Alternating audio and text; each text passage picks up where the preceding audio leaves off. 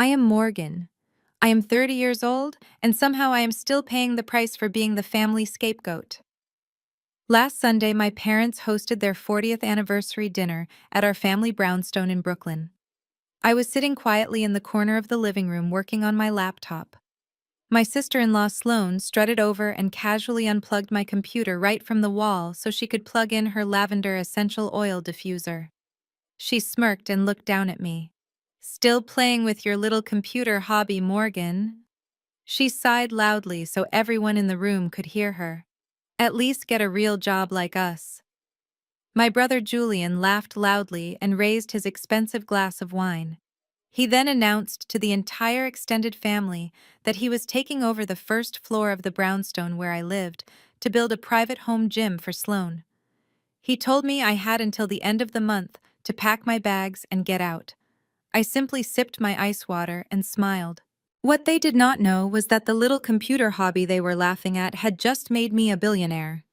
And in exactly 48 hours, I would use it to completely dismantle Julian's precious Wall Street career and leave Sloane with absolutely nothing. Before I continue this story, let me know where you are watching from in the comments below. Hit like and subscribe if you have ever had to stand up to toxic family members who severely underestimated your worth. You will definitely want to hear exactly how this dinner ended. Growing up in a strict household meant constantly keeping up appearances. My parents, Reverend James and Patricia, cared much more about their pristine image in the local church community than they cared about my emotional well-being. From the very moment my older brother Julian was born, he was their golden child. Every single ounce of their energy, affection, and savings went into his Ivy League education and his perfect reputation. I was just the quiet, invisible girl who scavenged for discarded computer parts and taught herself how to write complex code in the middle of the night. The dining room of the historic Brooklyn brownstone was completely suffocating that evening. The warm air was thick with the smell of roasted lamb and Sloane's overwhelming lavender oil. Dozens of aunts, uncles, and finance cousins were gathered around the long, antique mahogany table. After Julian made his grand, cruel announcement about kicking me out into the street to build a gym, nobody came to my defense. Not a single person spoke up for me. My mother, Patricia, just adjusted her expensive pearl necklace and nodded eagerly. She looked at me with that familiar, heavily disappointed gaze she had perfected over 3 long decades. She said, "Julian is right, Morgan. You are 30 years old, and you still do not have a real career. Julian and Sloane are highly respected leaders in our community. Julian is a vice president of compliance at Vanguard Legacy Bank. They desperately need the extra space to unwind after doing actual important work. You should be incredibly happy to help your brother succeed." I looked across the table at my father, hoping that he might finally find the courage to speak up for his only daughter. Reverend James just cleared his throat loudly and began to butter a piece of dinner roll. He told me I should really consider applying for a basic receptionist position at Julian's investment bank. He said it would be good for me to finally contribute something meaningful to society instead of hiding behind a digital screen all day long. The sheer humiliation burned deep in my chest, but I kept my face perfectly neutral and calm. Sloane walked gracefully back over to the large table and took her designated seat right next to Julian. She smoothed down the fabric of her overpriced silk dress and gave me a disgusting, pitying look. It was the exact kind of look someone gives a helpless stray dog on the street.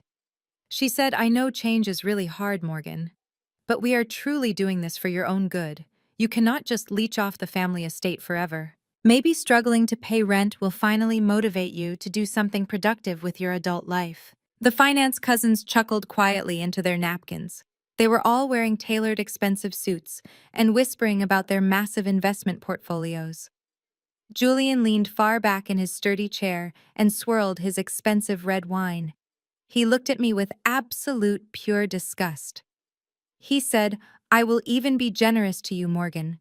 I will give you exactly $500 to help cover the cost of the moving truck. Consider it a charitable donation from us." The entire room erupted into polite, supportive laughter once again. They were all so incredibly comfortable disrespecting me in my own childhood home. They thought I was completely powerless and weak. They thought I was just a sad, unemployed woman playing silly games on a cheap laptop. They had absolutely no idea that I was the stealth founder and chief executive officer of Nexus AI. My secretive company had just developed the most advanced compliance and data security algorithm in the entire world. I was not playing games. I was running a massive tech empire that was currently valued at over $3 billion. I slowly closed the heavy lid of my dead laptop. The battery had died the exact moment Sloane selfishly unplugged it from the wall. I looked directly into Julian's arrogant brown eyes. I told him I did not need his pathetic $500. I told him I was perfectly comfortable right where I was. Julian slammed his heavy hand down hard on the table, making the silver cutlery rattle loudly against the fine china. His face turned bright red with sudden rage. He told me I did not have a choice in the matter. He said he was the man of the family and the primary breadwinner. He proudly claimed he was carrying the heavy legacy of the Evans family on his back, while I was a massive embarrassment to our good name. He aggressively demanded that I show him some proper respect immediately. Sloane quickly rested her pale hand on Julian's arm to gently calm him down. She looked at me and intentionally used that soft, condescending voice she always weaponized against me in public. She said, "Morgan, we are not trying to be cruel to you. I just genuinely think you lack ambition and drive. I mean, just look at the incredible things Julian has achieved for himself. He is breaking major barriers on Wall Street. He is a shining example for young black men everywhere in the city. What are you doing with your time? You just sit in that dark room downstairs staring at a monitor. It is honestly very depressing to witness. I even offered to introduce you to my personal trainer to help you get out of your sad funk. I am just trying to lift you up to our level." Her calculated words were exactly like toxic venom wrapped in sweet honey. She absolutely loved playing the gracious white savior, while simultaneously tearing my confidence down to nothing. She loved reminding everyone in the room that she brought old generational wealth and elite connections to our family, while I supposedly brought absolutely nothing of value. I sat there silently absorbing every single insult, every patronizing sigh, and every condescending laugh from my relatives. The intense anger I felt inside was deep and freezing cold. It was not the explosive kind of anger that makes you scream and throw things. It was the dangerous kind of anger that makes you incredibly patient. I calmly picked up my crystal water glass and took a very slow, refreshing sip. The large antique grandfather clock in the hallway ticked loudly, echoing in the sudden quiet of the dining room. It was exactly 8:15 in the evening. I knew the precise time because I had been silently counting down the minutes in my head all night. I knew a massive secret that they did not. I knew that the major global business news outlets always released their evening digital editions right at 8:15 sharp. I looked at Julian and then I looked at Sloane with a genuine smile. I told them they might want to check their cell phones before they started picking out paint colors for their new home gym. Julian scoffed loudly and asked why he would care about his phone when he was busy dealing with a stubborn, ungrateful child. But before he could even finish his arrogant sentence, his phone suddenly buzzed. Then another phone buzzed. And another. Within 5 seconds, a chorus of custom ringtones and sharp notification chimes erupted all around the long mahogany table. Julian pulled his phone from his tailored suit pocket with a heavy sigh. He was clearly annoyed by the sudden interruption to his grand speech. I watched his brown eyes dart across the bright screen. The arrogant smirk that had been plastered on his face all evening completely vanished in less than a second. His tanned skin turned a sickly shade of gray. His mouth opened slightly, but no sound came out. Sloane reached into her designer handbag and pulled out her own phone. She gasped so loudly it echoed off the high ceilings. The heavy silver fork she was holding slipped from her trembling fingers and clattered loudly against her fine china plate. Down the table, my cousin Marcus and his fellow finance brothers were all staring at their screens in absolute stunned silence. My mother, Patricia, looked around the room in pure confusion. She asked Julian what was going on and why everyone was acting so strangely. Julian slowly looked up from his screen and stared at me. It was the very first time in my entire 30 years of life that he looked at me with genuine fear. His voice was barely a whisper when he finally managed to speak. He asked me what this was. He asked me if this was some kind of sick, elaborate joke. I did not say a single word. I just sat back in my chair and let the heavy silence do the talking for me. My father. Reverend James leaned over and snatched the phone out of Julian's trembling hand. He put on his reading glasses and looked closely at the glowing screen. I knew exactly what he was looking at. It was the digital front page of Bloomberg News, right next to the new cover of Time magazine. Right there in stunning high definition was a professional portrait of me. I was wearing a sharp tailored blazer, standing in a sleek Silicon Valley office with my arms crossed and a confident smile on my face. My father read the massive bold headline out loud, and his deep voice shook with every single syllable. He read Tech's newest billionaire, the secret genius revolutionizing artificial intelligence. Morgan Evans steps out of the shadows. The word billionaire hung in the dining room air like a heavy physical weight. My mother let out a small, weak cry and covered her mouth with both hands. The cousins who had just been laughing at my expense were now staring at me like I was a completely different human being.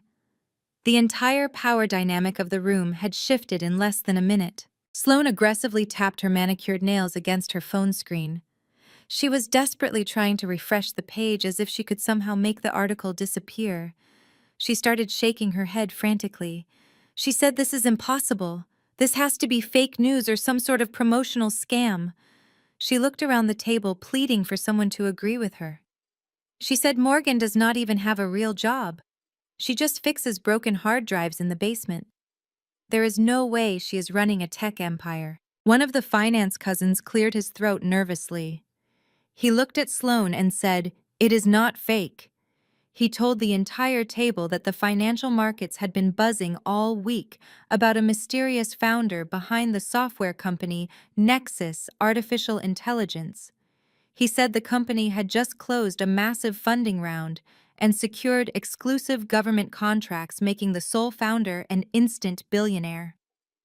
He looked directly at me and swallowed hard. He said the founder is her. Morgan is the sole owner. It is all completely verified by the Federal Trade Commission. The silence that followed was incredibly sweet. It was the kind of absolute terrified silence that completely validates years of quiet suffering. All of the patronizing advice, the cruel jokes, and the thinly veiled insults they had thrown at me were suddenly crushed under the massive weight of undeniable success. I looked at Julian, who was still gripping the edge of the mahogany table like he was going to pass out. I asked him softly if he still wanted to give me that $500 charitable donation for a moving truck. I asked him if he still thought I needed to apply for a basic receptionist position at his bank to finally make something of myself. Julian swallowed hard. His arrogant posture had completely collapsed. He stammered and struggled to form a coherent sentence. He said, "Morgan, I do not understand. How could you hide something like this from your own family? We are your blood. Why did you not tell us?" I smiled at his sudden, desperate attempt to claim me as family. I told him I did not hide anything. I told him I was simply working hard while they were busy deciding how to tear me down. I reminded him that just 10 minutes ago he had announced he was throwing me out of my home to build a home gym for his wife. Sloane tried to recover her shattered composure. She forced a painfully fake smile that did not reach her panicked eyes. She said, "Morgan, darling, you know we were only joking about the gym. We just want what is best for you. We always knew you had incredible potential. We were simply trying to give you a little tough love to push you forward." I felt sick listening to her pathetic lies. I looked at my mother, who was now staring at me with a terrifying, greedy glint in her eyes. The heavy disappointment she had worn on her face for decades was instantly replaced by a calculating, hungry expression. I told Sloane to drop the act immediately. I told her the tough love excuse was completely transparent and deeply embarrassing. My father tried to take control of the rapidly deteriorating situation. He used his booming preacher voice and told everyone to calm down. He said, "This is a moment of immense blessing for the Evans family."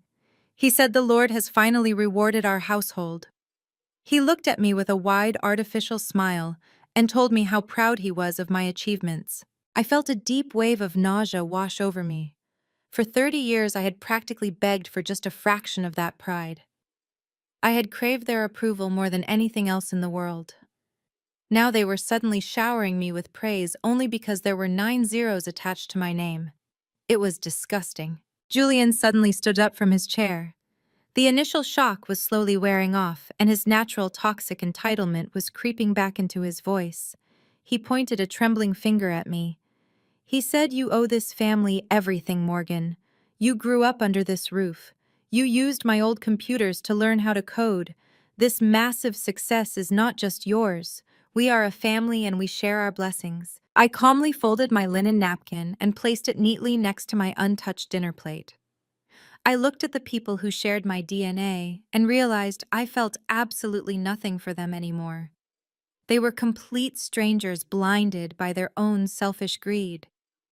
I told Julian that my success belonged exclusively to me, and the countless sleepless nights I spent building an empire from absolutely nothing. I told him that while he was busy kissing up to bank executives and Sloan was busy looking down on everyone else, I was quietly securing my absolute freedom. The dining room that had been a prison of expectations, my entire life suddenly felt incredibly small and insignificant. I was no longer the invisible little sister waiting for crumbs of affection. I was the architect of my own destiny, and they were absolutely terrified of the massive power I now held. Julian took a heavy step toward me, and his face twisted into a dark, ugly scowl. He told me I was not going to disrespect him in front of the entire family. He said he would not let some lucky break turn me into an arrogant monster. I stood up from my chair and smoothed out my clothes. I looked Julian dead in the eye and told him I was not lucky. I was prepared. Sloan let out a loud, shrill laugh that suddenly shattered the heavy tension in the dining room.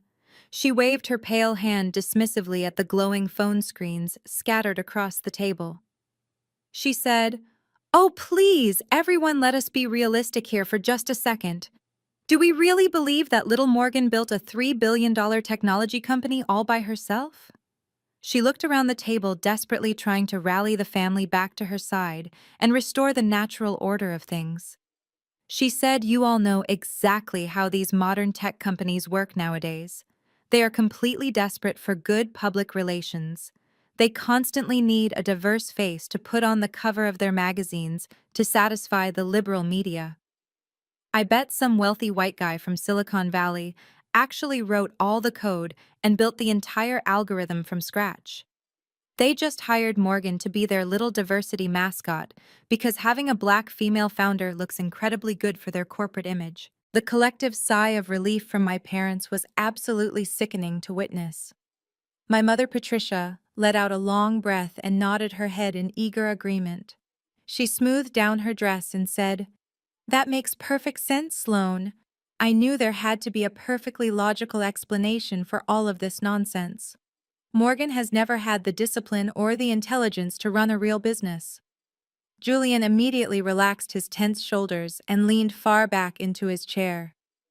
The terrifying reality that his little sister was vastly more successful than him had been temporarily neutralized by his wife and her toxic racist logic. He picked up his wineglass again and the arrogant smirk slowly returned to his face.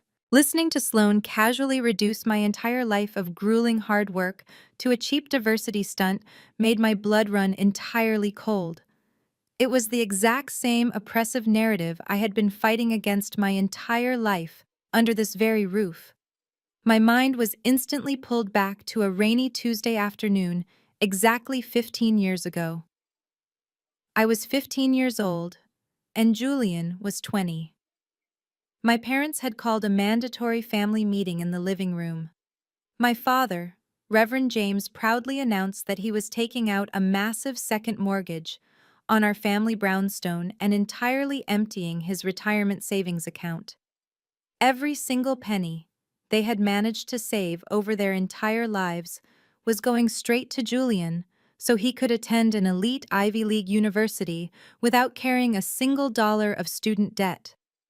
My mother had even purchased him a brand new luxury sedan so he could look the part of a highly successful young man on his new college campus. I clearly remember standing nervously in the corner of the living room that day.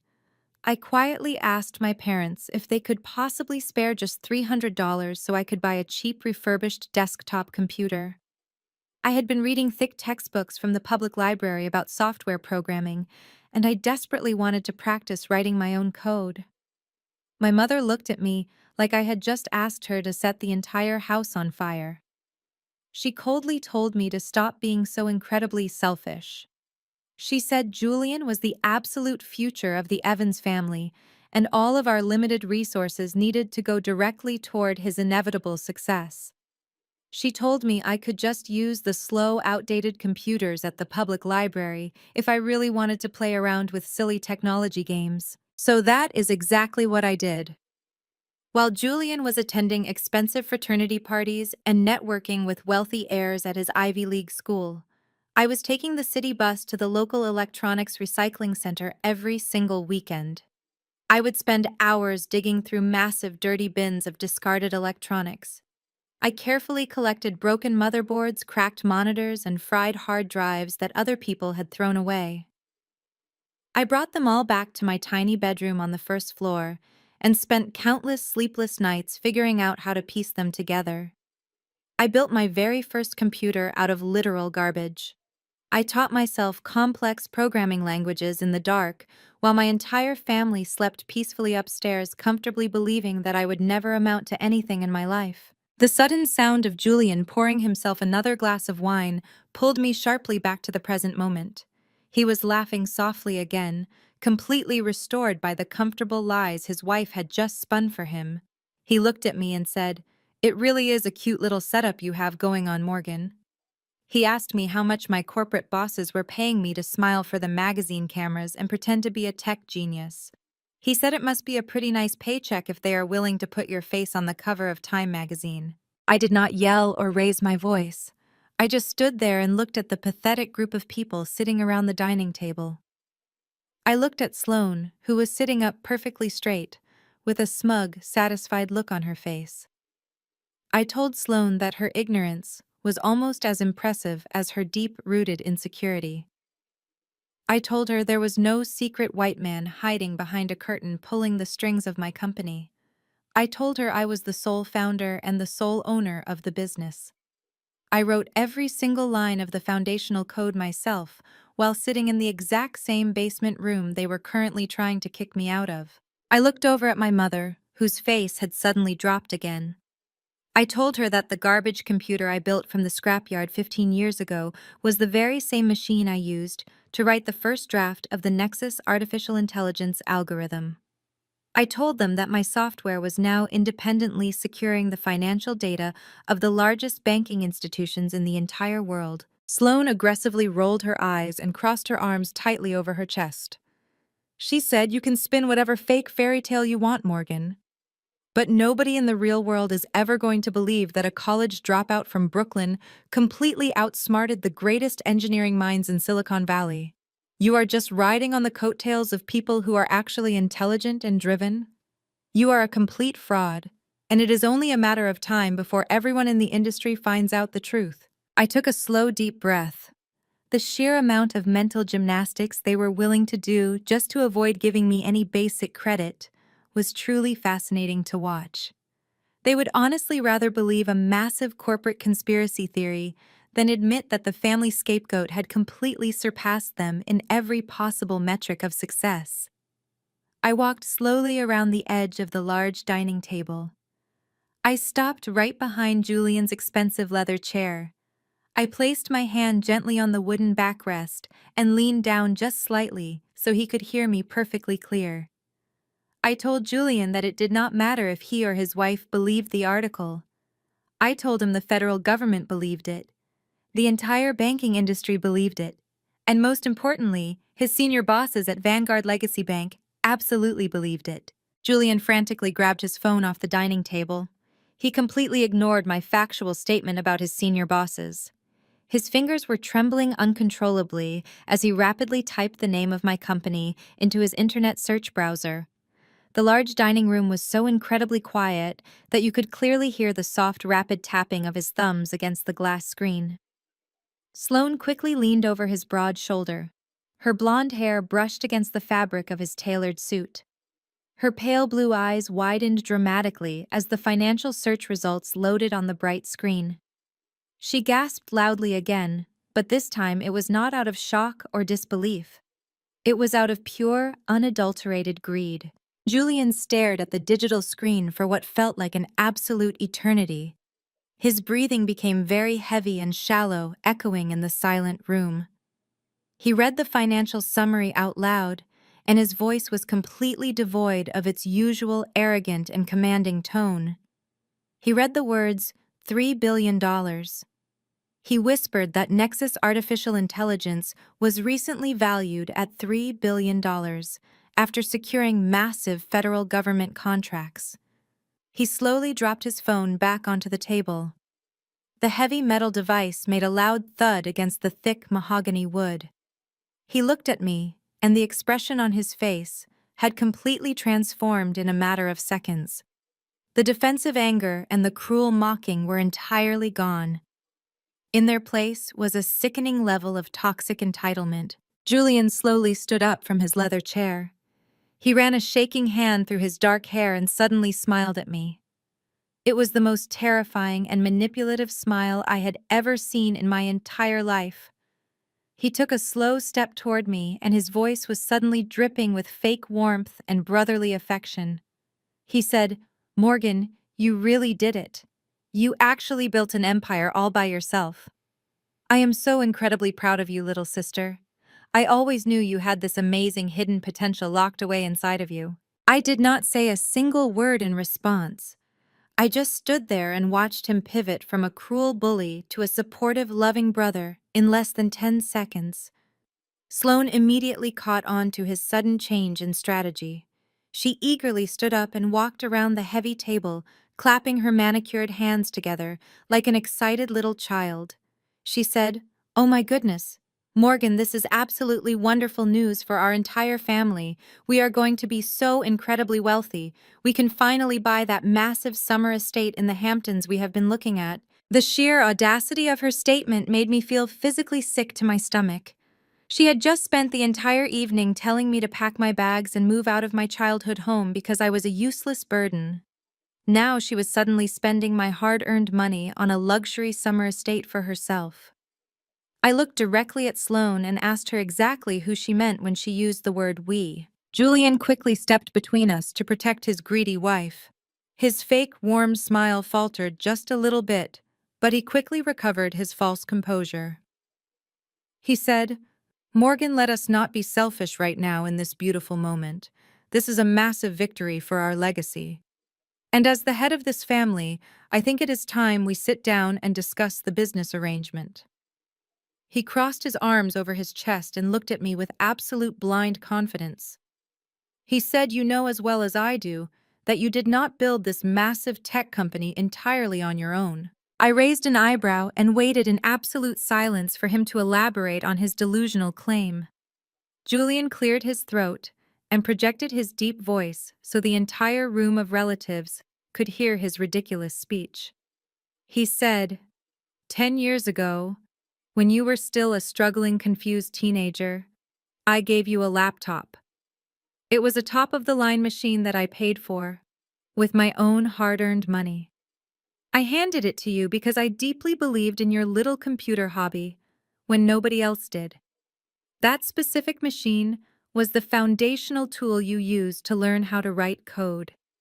It was the exact machine you used to write the original software algorithms for Nexus." I stared at him in complete and utter disbelief. The level of gaslighting was truly astronomical. I calmly told him that the laptop he was talking about was a broken piece of garbage that he had ruined by spilling an entire cup of sticky soda over the keyboard. He had thrown it into the outside trash can because the internal motherboard was completely fried and useless. I reminded him that I had dug that laptop out of the literal garbage in the rain. I had spent 3 weeks carefully cleaning the internal components with rubbing alcohol and replacing the burnt-out wires just so I could manage to turn it on. He did not generously give it to me. He discarded it like trash, just like he always discarded me. Julian aggressively waved his large hand in the air, completely dismissing my factual correction, like it meant absolutely nothing. He said the physical condition of the machine is entirely irrelevant, Morgan. The legal fact remains that it was my personal property. I provided you with the essential hardware you desperately needed to start your business venture. In the corporate finance world, that is legally classified as an angel investment. I provided the initial seed capital for your artificial intelligence company. Therefore, I am legally entitled to a massive portion of the equity. The entire dining room fell completely silent again. My cousins were staring at Julian with their mouths hanging wide open. Even they could not believe the absolute ridiculousness of his legal claim over my company. But Julian was completely serious. The promise of $1 billion payday had entirely blinded him to reality and basic common sense. He leaned forward and slammed both of his heavy hands flat on the dining table, making the plates rattle.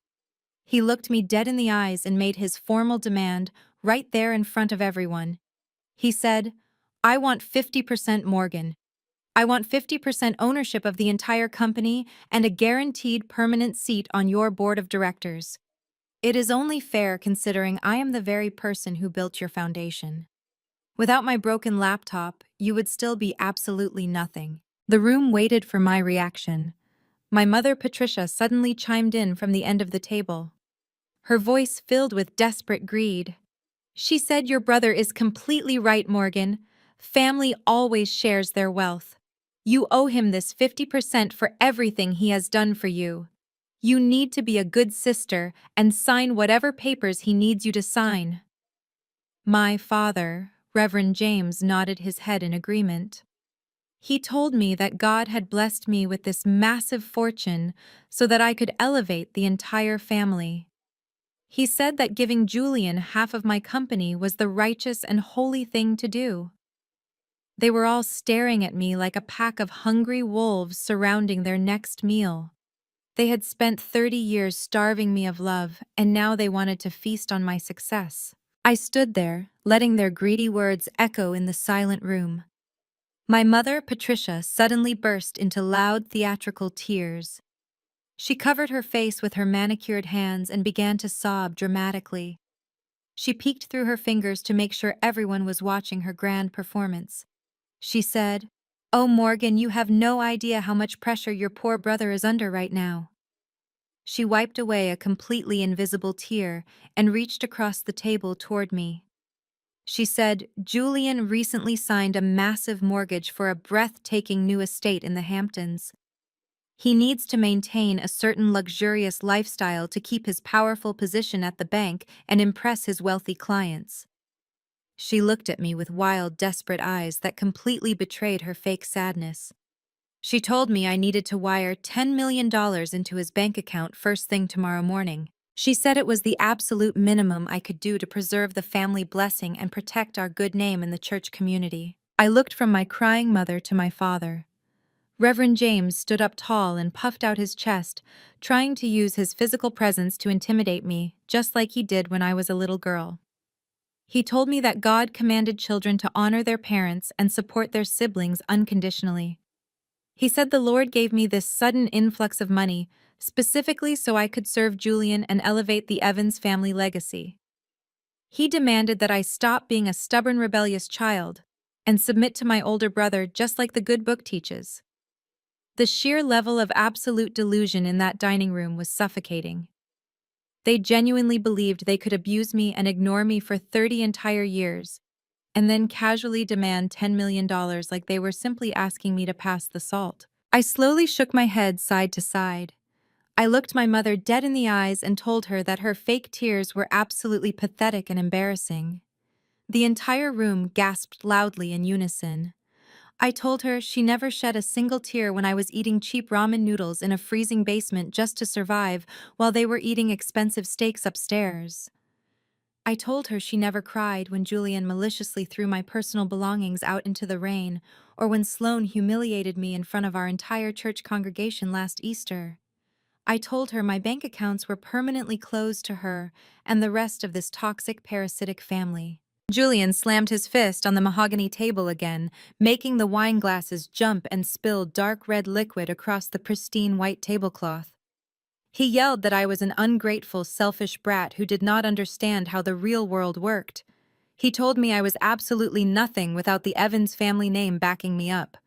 Sloane immediately chimed in, saying I was going to hell for turning my back on my own blood in their time of desperate need. She told me I was a horrible, vicious woman who only cared about money. The cousins who had just been asking me for exclusive investment advice a few moments ago were now suddenly shouting angry insults and calling me a traitor to my own people. The delicate mask of a polite high society family dinner had completely fallen off and shattered on the floor.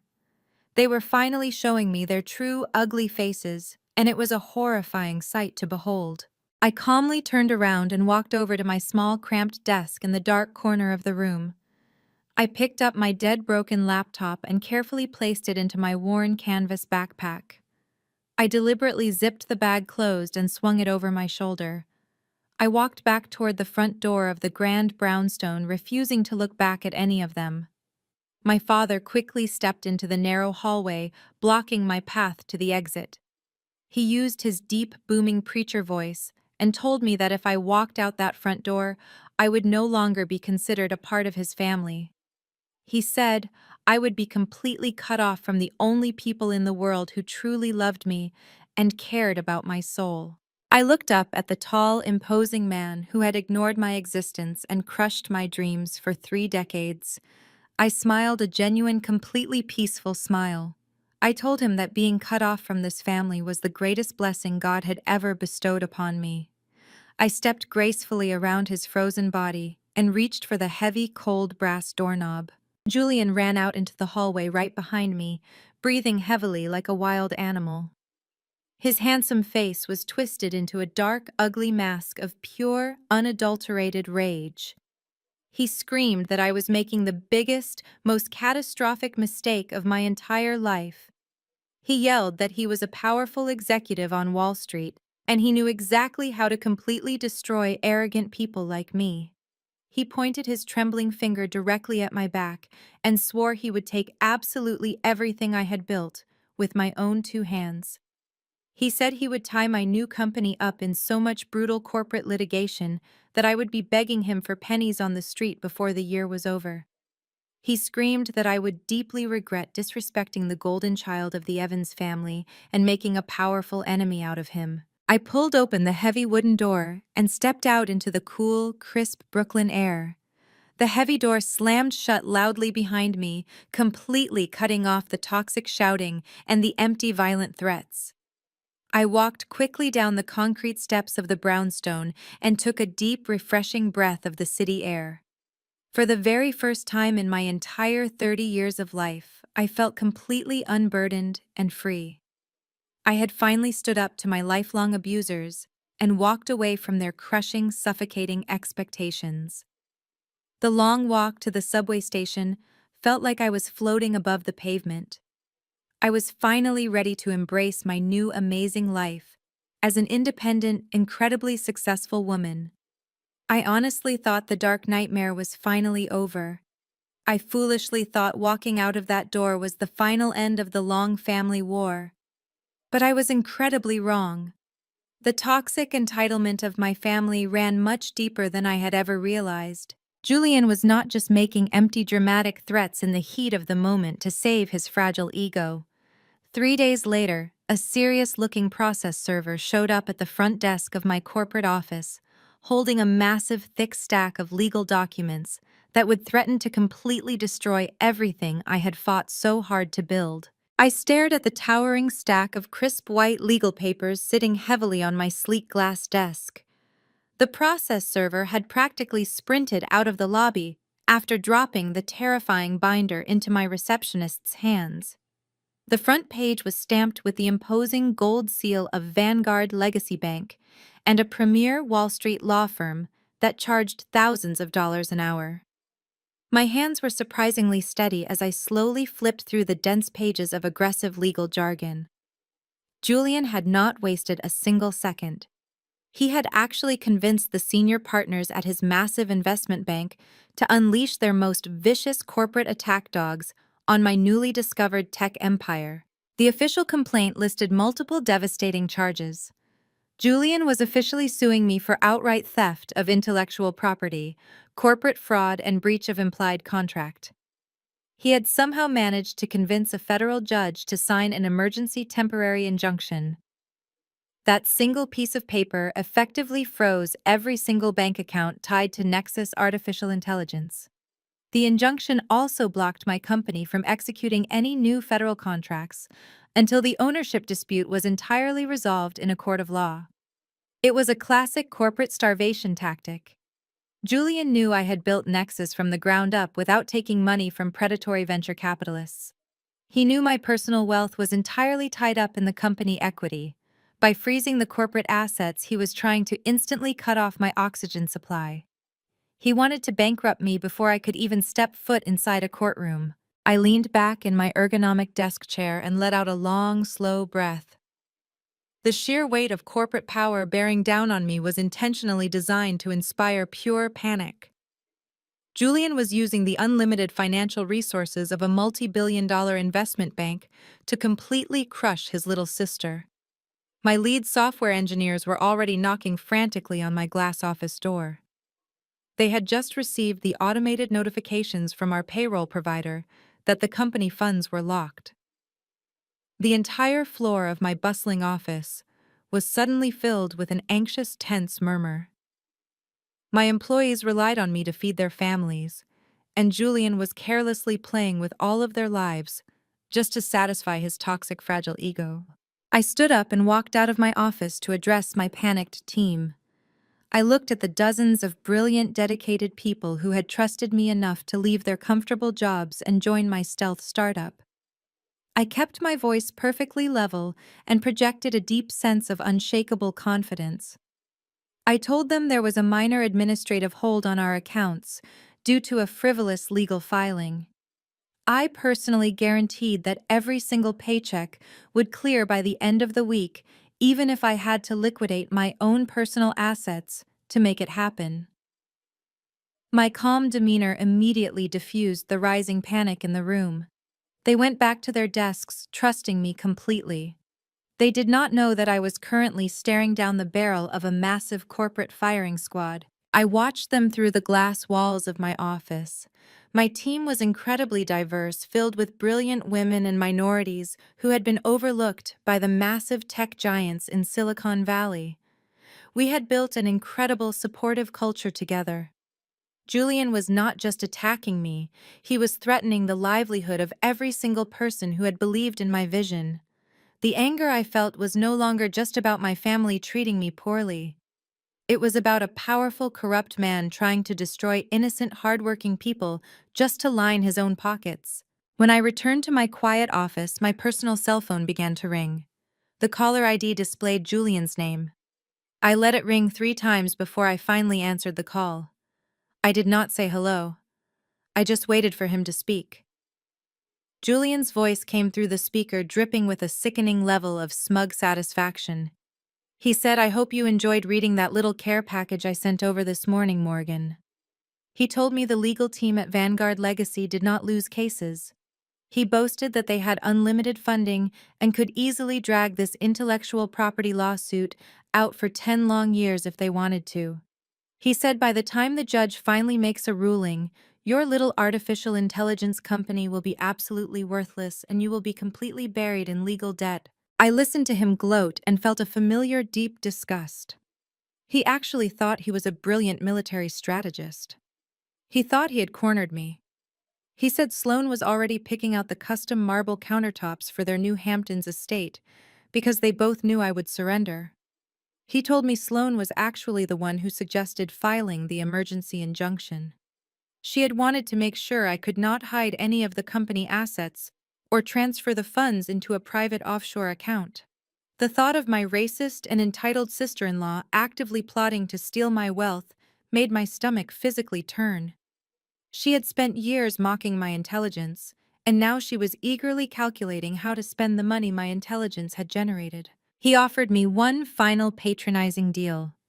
He told me if I simply signed the equity transfer documents by Friday, he would call off the corporate lawyers and let me keep a tiny 5% stake in my own company. He said it was my absolute last chance to avoid total financial ruin. I did not scream at him. I did not beg him to reconsider. I simply asked him if his senior executives at Vanguard Legacy Bank were fully aware that he was using their highly expensive corporate legal team to settle a petty family dispute over a broken 10-year-old laptop. Julian laughed a dark, arrogant laugh. He said his bosses trusted him implicitly. He told me he was their golden boy who brought in millions of dollars in compliance revenue every single quarter. He confidently stated that they did not care what he did as long as he kept making them incredibly rich. He said, "You are completely out of your league, little sister. You are playing a high-stakes game with the big boys now, and you are going to lose absolutely everything." He abruptly ended the call, leaving me sitting in the silence of my office. The heavy threat hung in the air, but I did not feel the crushing defeat he was desperately hoping for. Julian was so incredibly blinded by his own toxic arrogance that he had completely failed to see the massive fatal flaw in his aggressive legal strategy. By officially bringing Vanguard Legacy Bank into this fight, he had unknowingly triggered the exact sequence of events I had been quietly preparing for. He had proudly attached his employer's name and vast resources to a fraudulent lawsuit. He was entirely convinced that his banking executives were an impenetrable shield that would protect his lies forever. I slowly reached across my desk and picked up the thick, intimidating binder of legal threats. I tossed it casually into the metal trash can in the corner of the room. It landed with a satisfying heavy thud. Julian thought he was starving me out. He thought he had successfully isolated me and cut off my only source of power. But his aggressive legal injunction was nothing more than a desperate temper tantrum from a man who had absolutely no idea what my software was actually designed to do. He did not realize that the longer he kept his bank involved in my business, the deeper he dragged himself into a trap he could never possibly escape. I picked up my secure office phone and dialed the direct encrypted line to my lead attorney. The corporate war had officially begun.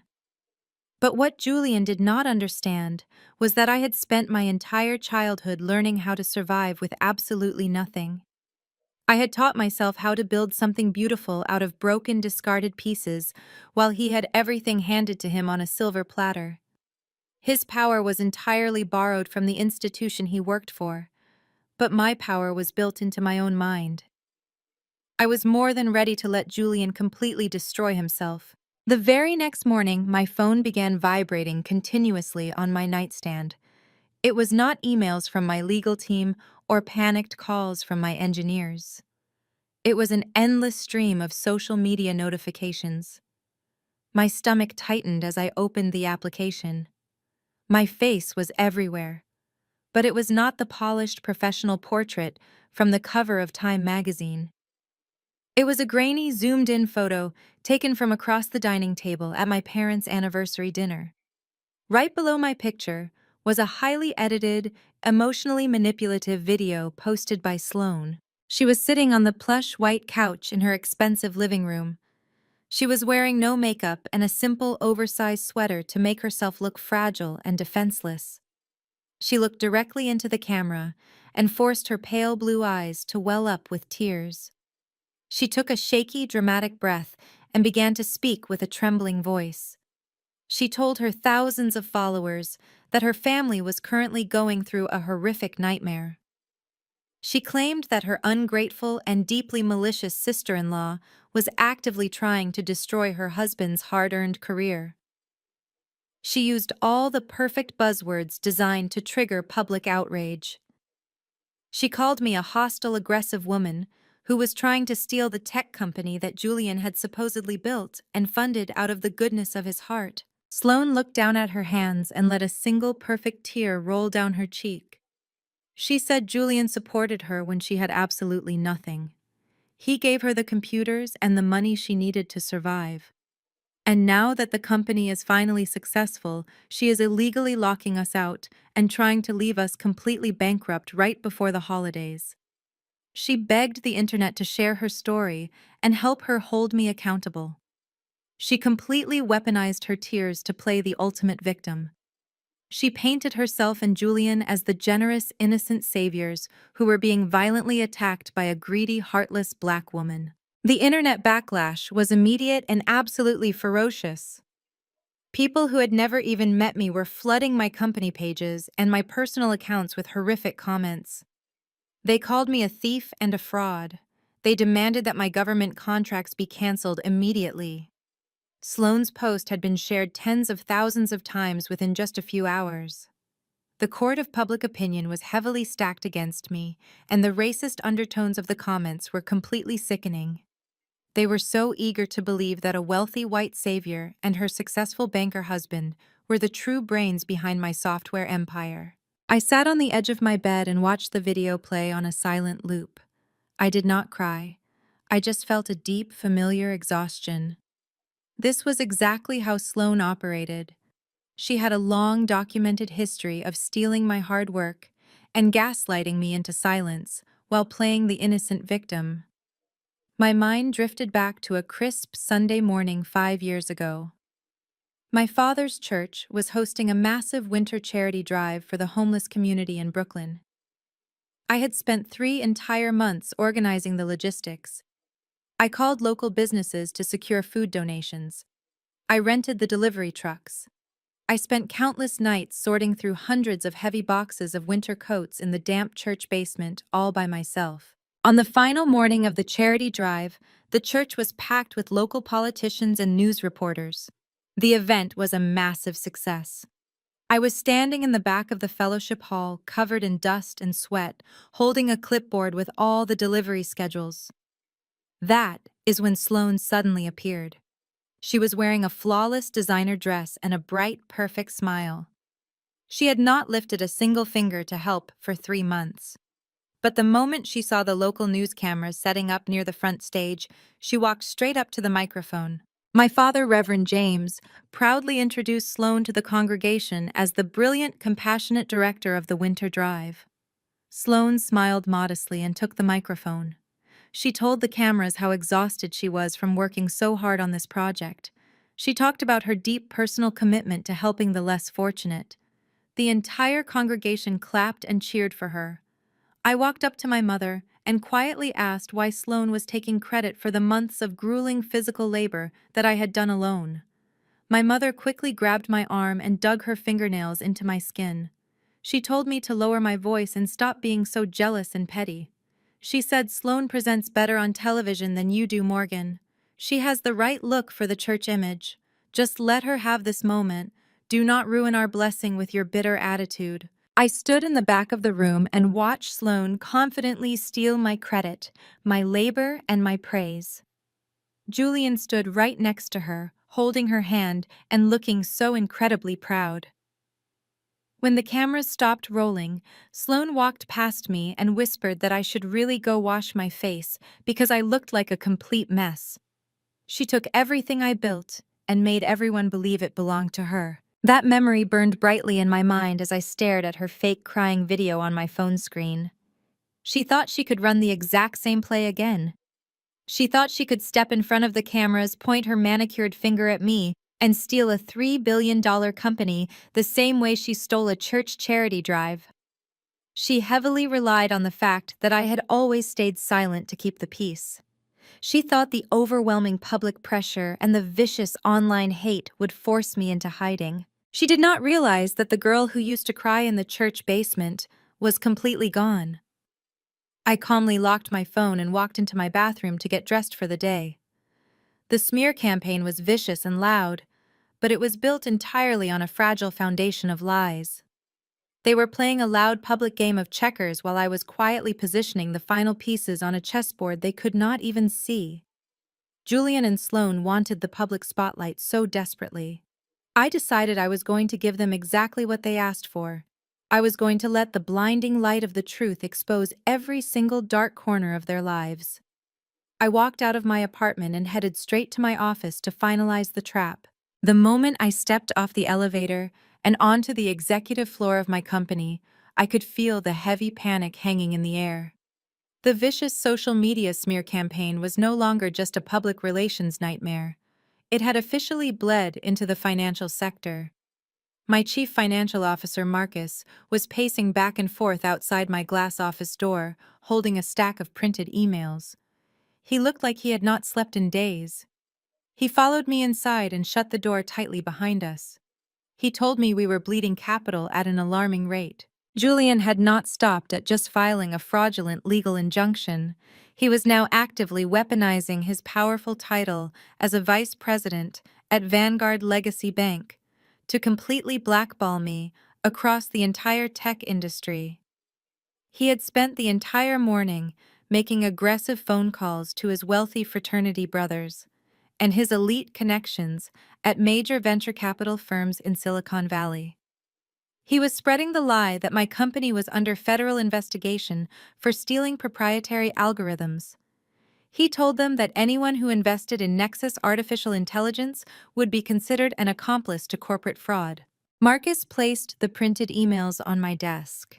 They were official withdrawal notices from 3 of our largest institutional investors. The massive Series B funding round that we were supposed to close by the end of the month had been completely pulled. Our leading investors were suddenly too terrified of the legal liability Julian had fabricated. They were freezing their term sheets and demanding emergency audits before they would release another single dollar to us. The combination of the frozen bank accounts and the collapsed funding round meant our cash flow was effectively dead. I read through the formal rejection letters one by one. These were venture capitalists who had praised my genius just a week ago. Now they were cowardly running for the hills because a powerful man in a tailored suit had threatened them over the phone.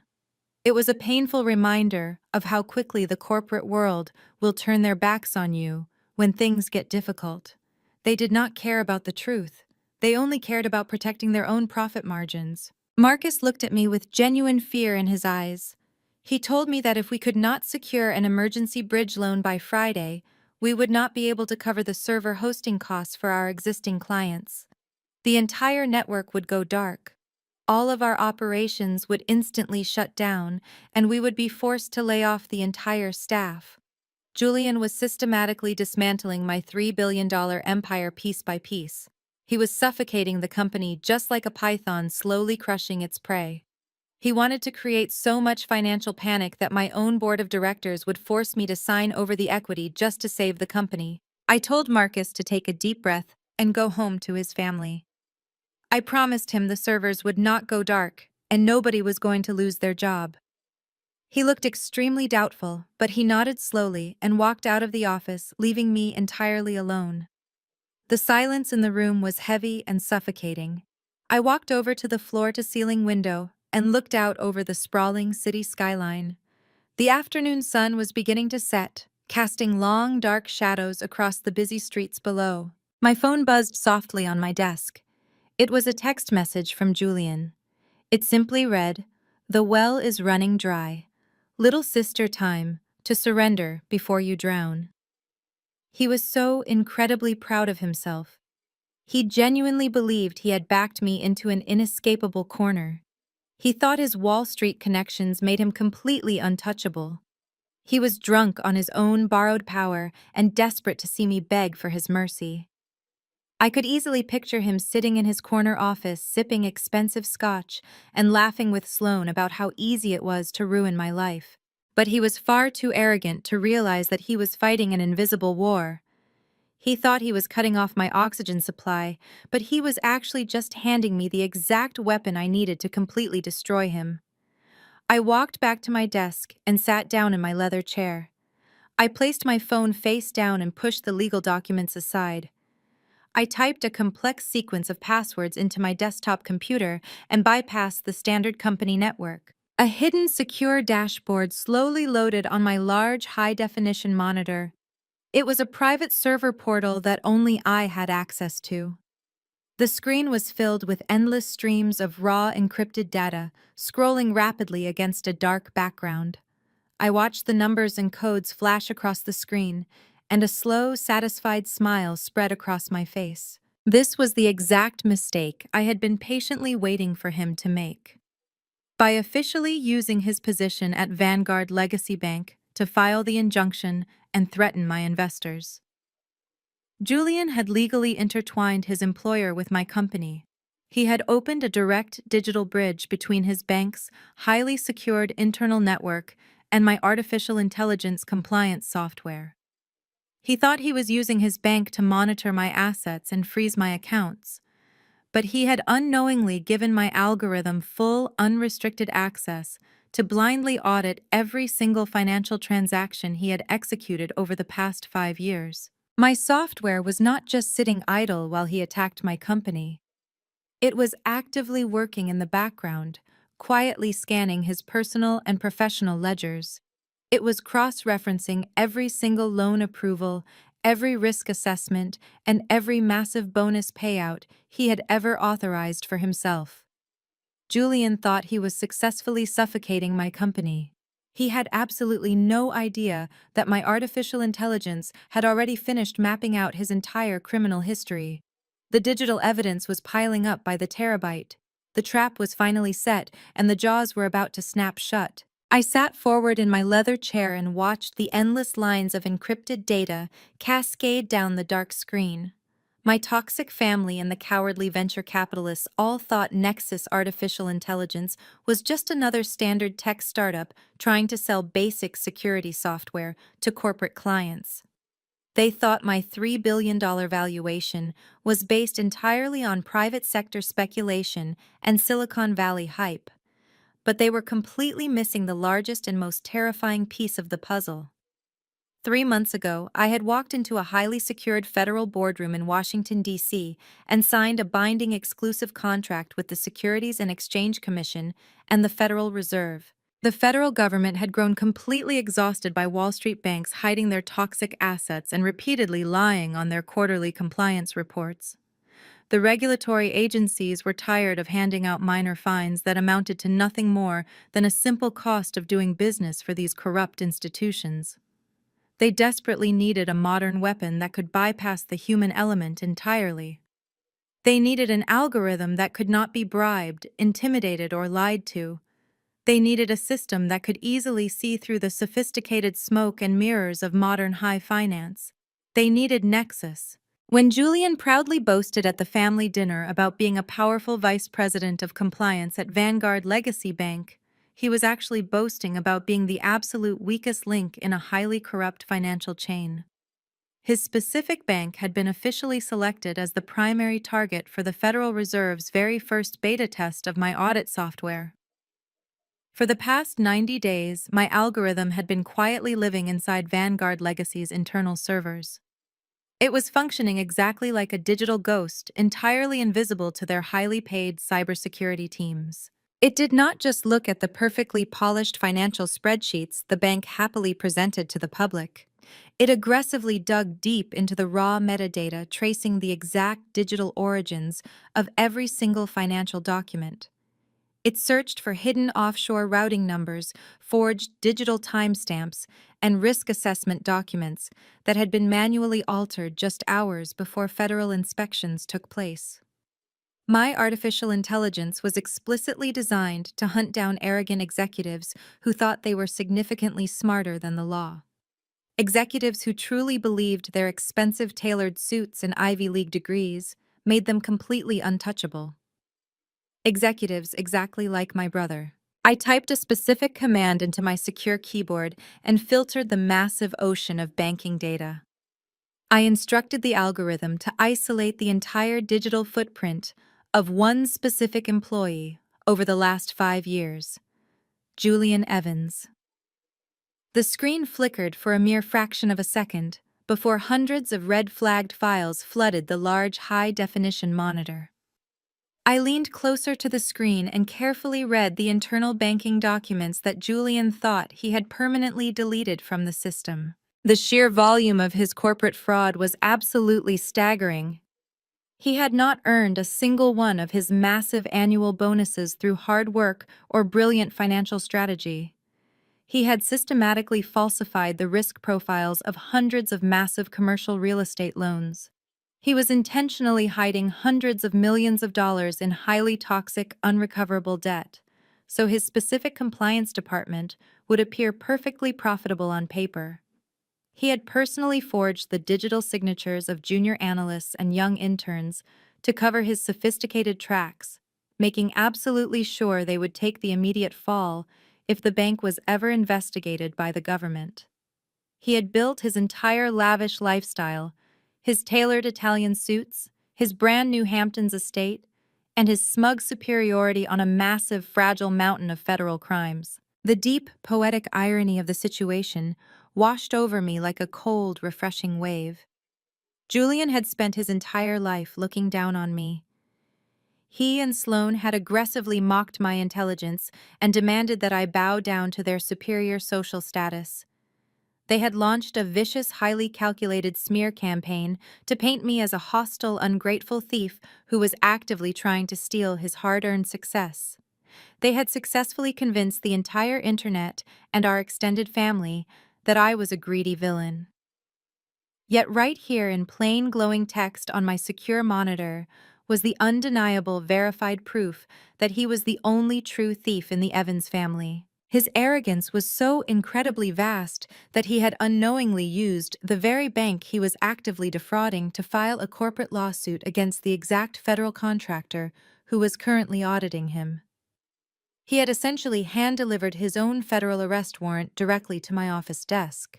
If I simply pressed one single button on my keyboard, all of this encrypted data would be instantly transmitted to the primary enforcement division of the Securities and Exchange Commission in Washington. The armed federal agents would raid the Vanguard Legacy headquarters before the stock market even opened the next morning. Julian would be dragged out of his beautiful corner office in heavy steel handcuffs on live national television. Sloane would be forced to watch her entire wealthy identity crumble into absolute dust. But sending the files directly to the government from the quiet safety of my office felt far too easy. It would not give him the opportunity to fully understand exactly who had defeated him. Julian and Sloane had aggressively demanded a public spectacle. They had dragged my name through the mud on public platforms and tried to humiliate me into absolute submission. They wanted to force me to sit at their grand negotiation table to sign away my life's work. So I decided I was going to give them exactly what they arrogantly asked for. I was going to attend their little corporate negotiation meeting. I opened a secure printing application on my desktop and sent the compiled federal audit report to my private encrypted printer. The machine hummed to life, quietly spitting out page after page of undeniable, heavily documented truth. The reports detailed every single forged signature, every illegal wire transfer, and every single toxic asset he had intentionally hidden from federal regulators. I carefully gathered the warm sheets of paper and slid them into a thick, unmarked manila folder. This single folder held the absolute power to completely vaporize Julian's prestigious career, his stolen wealth, and his personal freedom. It was the ultimate equalizer. I looked out my office window at the darkening city streets below. I thought about my parents sitting in their Brooklyn brownstone blindly praying for Julian's continued success while actively condemning my soul. They worshipped the golden child because he provided them with the cheap illusion of elite status. They had completely sold their morality for the comfort of a luxury sedan and the bragging rights at their Sunday church service. They were all going to learn a very painful permanent lesson about the devastating consequences of building a legacy on lies. I placed the manila folder into my leather briefcase and locked the brass clasps with a sharp, satisfying click. Julian thought he was summoning a terrified, helpless younger sister to surrender her company. He had absolutely no idea he was actually inviting the federal executioner of his career right into his own boardroom. I turned off my office lights and walked out to the elevator, fully ready to finish the war he had so arrogantly started. The next morning, I walked through the massive revolving glass doors of Vanguard Legacy Bank. The lobby was a sprawling monument to excessive corporate wealth. Towering marble pillars reached up to a vaulted ceiling, and silent security guards in dark suits stood at every corner. I checked in at the sleek reception desk and was immediately escorted to the private executive elevator by a young assistant who looked at my casual clothes with obvious disdain. My leather briefcase felt incredibly heavy in my right hand, but my posture was perfectly straight and my breathing was completely calm. The high-speed elevator silently shot up to the 50th floor, making my ears pop slightly. The metal doors slid open to reveal a massive glass-enclosed boardroom that looked out over the entire sweeping skyline of the financial district. I walked slowly into the cold room. They were all already sitting around a massive polished mahogany table, waiting for their absolute surrender. Julian was sitting at the very center of the table, looking like a triumphant king holding court. He was wearing a brand new custom-tailored navy suit, a crisp white shirt, and a smug, satisfied smile that took up his entire face. Sloane was sitting right next to him, wearing a flawless white cashmere sweater and sipping expensive sparkling water from a crystal glass. She looked at me with that familiar, incredibly fake pity. It was the exact same look she gave the homeless people outside of our church on Sunday mornings. To my absolute disgust, my parents were sitting right there on the other side of the long table. Julian had actually dragged Reverend James and Patricia all the way from their Brooklyn home just to play their designated roles in this pathetic corporate theater. They were his ultimate emotional weapons, specifically brought here to guilt-trip me into total submission. Sitting at the absolute head of the table was a man I instantly recognized from countless financial news networks. It was Richard Sterling, the powerful chief executive officer of Vanguard Legacy Bank. He was an older, wealthy white man with slicked-back silver hair and a deeply impatient expression. He was busy tapping his expensive gold pen against a leather-bound notepad, completely ignoring my arrival. I pulled out a heavy leather executive chair opposite of Julian and sat down. I placed my locked briefcase flat on the polished table in front of me. Julian immediately leaned forward and steepled his large fingers together. He looked at me and let out a long, dramatic sigh of relief. He said, "Morgan, I am so incredibly glad you finally decided to be reasonable and join us today.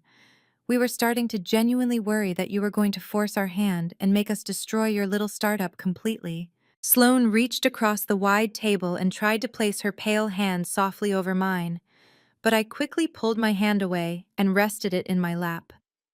She frowned deeply and pulled her hand back, adjusting her massive diamond wedding ring. She said, "We know this has been a very stressful week for you, darling. We just want to put all of this ugly, horrible business behind us, so we can go back to being a happy, loving family again. We even brought your parents here today to help mediate and ensure everything is handled with total grace and true Christian forgiveness." My mother, Patricia, nodded eagerly from across the table and dabbed the corners of her perfectly dry eyes with a tissue. She said, "Morgan, we have been praying for your confused soul every single night. The Lord told us that pride comes right before the fall. You have been so incredibly stubborn and hostile to your own flesh and blood. But your brother Julian has a heart of absolute gold. He is willing to forgive your terrible, disrespectful behavior and save you from total bankruptcy. You should be thanking him on your bare knees right now instead of looking so angry." My father, Reverend James, crossed his thick arms over his chest and stared at me with intense, heavy disappointment. He used his deep, booming preaching voice that was explicitly meant to echo in a crowded church and intimidate his congregation. He said, "You have embarrassed this family name enough, Morgan. You tried to steal your brother's angel investment and you lied to the general public about building that company by yourself. But today is a blessed day of healing. You are going to sign these legal documents and make this right in the strict eyes of God and the law." I sat there in absolute silence and let them pour their toxic religious guilt all over the boardroom table. It was truly a terrifying masterclass in psychological manipulation. They had entirely convinced themselves of their own completely fabricated reality. Julian then turned his attention to the chief executive officer, eagerly wanting to show off his power and control over the situation. He said, "Mr. Sterling, this is my younger sister Morgan. She is the one who has been running the basic administrative side of the artificial intelligence project I originally funded. She is a bit out of her depth in the complex corporate world, but she is finally ready to cooperate with us now." Richard Sterling did not even bother to look me in the eye when I was introduced. He kept his arrogant gaze fixed on his expensive notepad. He spoke with a cold, dismissive tone that dripped with pure corporate elitism. He said, "Let us make this extremely quick, Miss Evans. I have a very important golf tee time at 1 o'clock, and I do not like wasting my valuable morning on petty domestic squabbles. Your brother is a highly valued and highly profitable executive at this prestigious institution. Vanguard Legacy Bank completely stands behind him and fully supports his legal claims to your company. Your business accounts are completely frozen. Your venture capital investors have entirely abandoned you based on our recommendations. You have absolutely zero leverage in this room today." The chief executive officer finally stopped tapping his heavy gold pen and looked up at me with cold, dead eyes. He said, "Julian has graciously drafted a very generous settlement agreement for you. You will officially sign over 50% of the total equity in Nexus Artificial Intelligence. You will also surrender all voting rights. In exchange, Vanguard Legacy will immediately lift the legal injunction and allow you to access your remaining operating funds to pay your little employees. If you refuse to sign this extremely fair offer, I will personally instruct our aggressive legal department to tie you up in federal court until you cannot even afford to buy a cup of coffee. Do we understand each other, Miss Evans?" The sheer audacity floating in that glass room was thick enough to choke on. They were holding my entire life hostage, threatening to destroy the livelihood of my employees, and acting like they were doing me a massive favor. Julian smiled a massive, greedy smile and slid a thick, heavy stack of legal documents across the smooth mahogany table. A pristine silver pen was resting neatly on top of the crisp white pages. He pointed a manicured finger at the signature line at the very bottom of the final page. Julian said, "Just sign the paper, Morgan. Sign the paper and you can go back to playing with your computers in absolute peace. My team will gladly take over the complicated adult business side of the company from here. You do not have to worry your pretty little head about making the hard financial decisions anymore." Sloane softly clapped her hands together. She said, "Oh, this is so wonderful. We are finally moving forward as a family. I have already started looking at expensive interior decorators for the new Hamptons House Morgan. You should absolutely come visit us once the renovations are fully finished. We might even let you stay in the little guest house over the weekend if you behave yourself and learn some respect." I looked down at the thick settlement contract sitting right in front of me. The silver pen was gleaming brightly under the harsh fluorescent office lights. The entire room was dead silent, watching my every single move like a pack of hungry predators, waiting for their injured prey to finally bleed out. My parents were nodding at me encouragingly, completely blind to the corporate theft happening right in front of their eyes. Julian was practically vibrating in his leather chair with greedy excitement. The chief executive officer was already checking his heavy gold watch, anticipating an incredibly easy victory over a terrified young woman. They genuinely thought I was broken. They thought the empty corporate threats, the frozen bank accounts, and the toxic family guilt had successfully crushed my independent spirit. They thought I had walked into this building to surrender my $3 billion empire. I slowly reached out my right hand and picked up the cold silver pen. Julian's triumphant smile grew so wide, it looked like his face might actually split in half. But I did not move the pen down toward the signature line on the paper. Instead, I calmly placed the pen down on the polished wood and slowly pushed the thick contract right back across the wide table. It slid to a sudden halt directly in front of Julian's arrogant face. I reached out and unlocked the heavy brass clasps of my leather briefcase. The sharp metal click echoed loudly in the totally silent glass boardroom.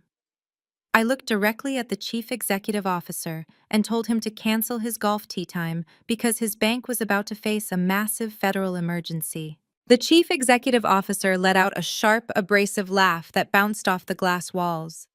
He looked at Julian and shook his head like he was dealing with a delusional child. Julian immediately scrambled to regain total control of the room, his face flushed with angry red patches as he grabbed the thick legal contract and aggressively shoved it back across the table toward me. It hit my leather briefcase with a loud smack. Julian leaned halfway across the mahogany table. His veins were bulging in his thick neck. He said, "You really think you can walk into a multi-billion-dollar financial institution and make empty dramatic threats, Morgan? You think because a magazine put your face on their cover that you suddenly have actual power in the real world?"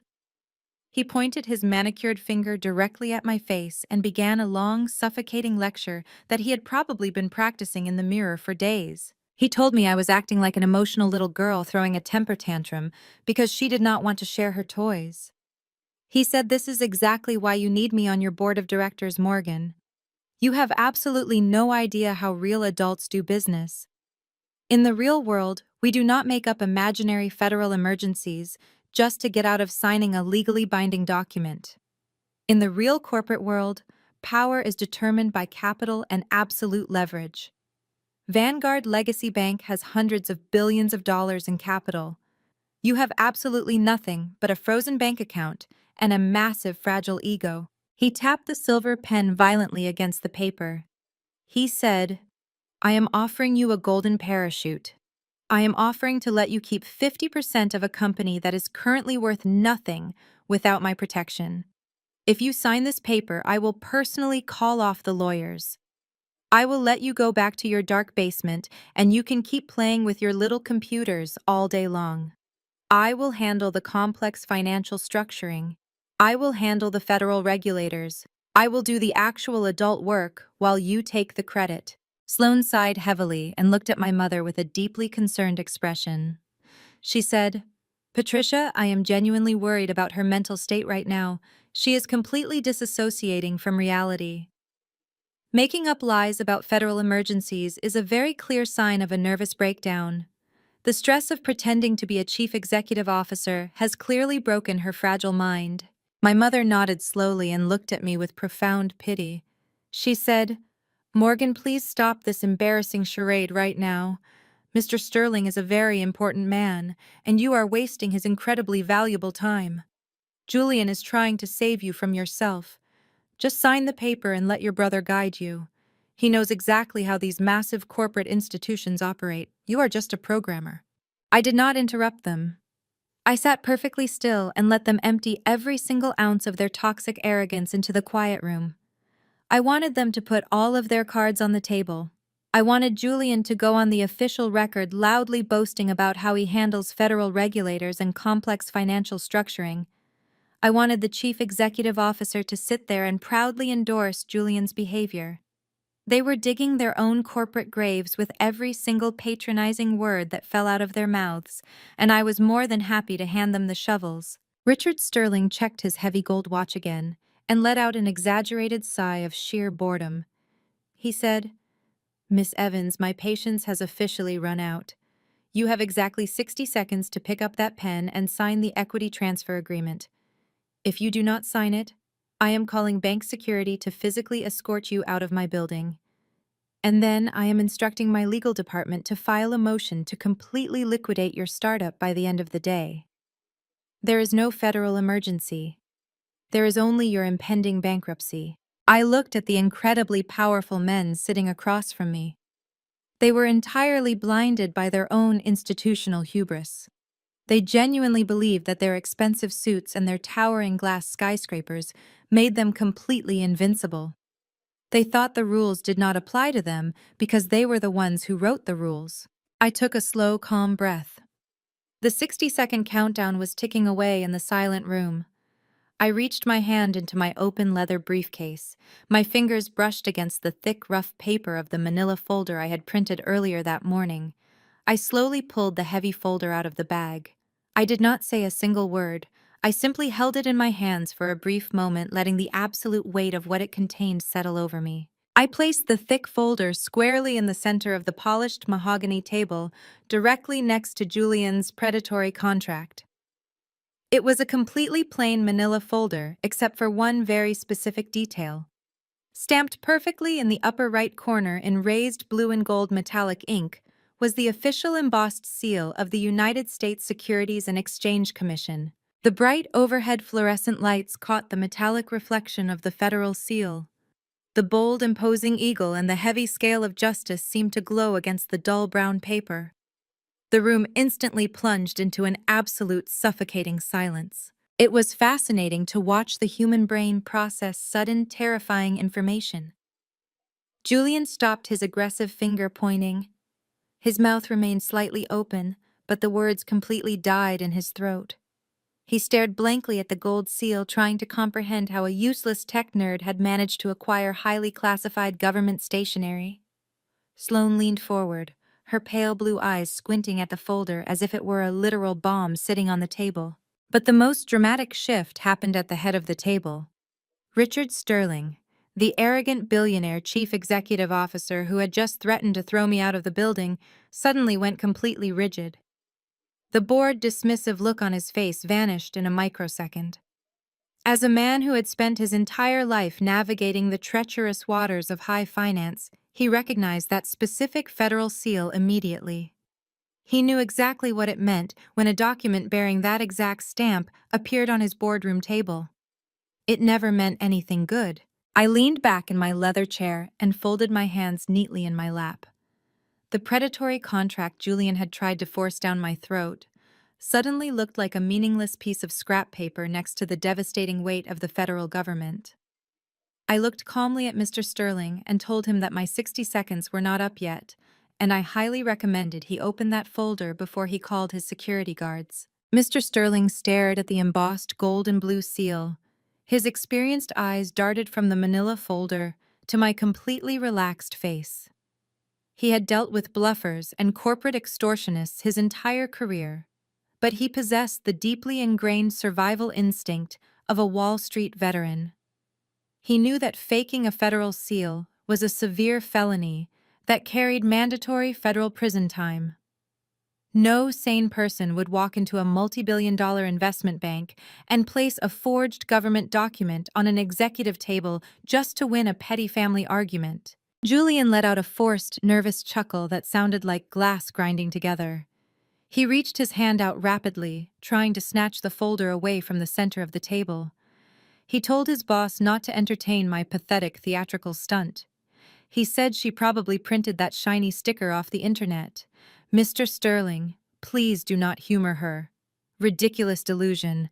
Let me just call security right now and have her permanently removed from the premises. But Richard Sterling firmly slapped his heavy wrinkled hand down on Julian's wrist, stopping him dead in his tracks.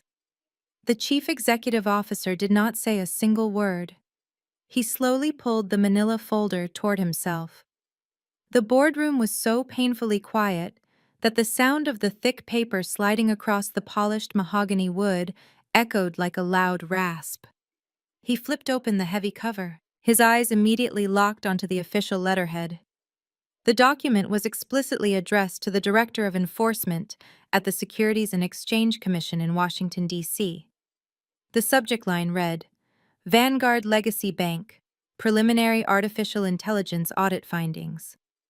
Mr. Sterling's breathing completely stopped. The arrogant, bored posture he had maintained all morning completely collapsed into the leather chair.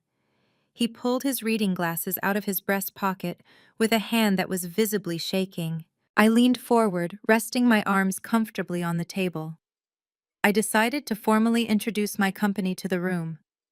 I told them that Nexus Artificial Intelligence was not a struggling little startup begging for venture capital money.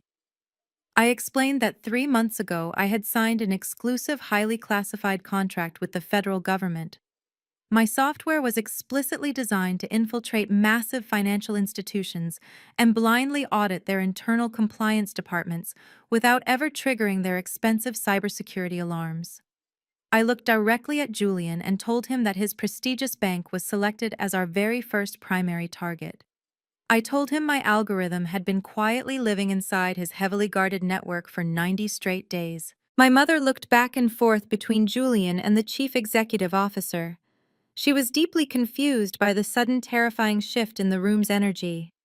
She asked Julian what an audit meant and why his powerful boss suddenly looked so physically ill. Sloane picked at the hem of her white cashmere sweater nervously.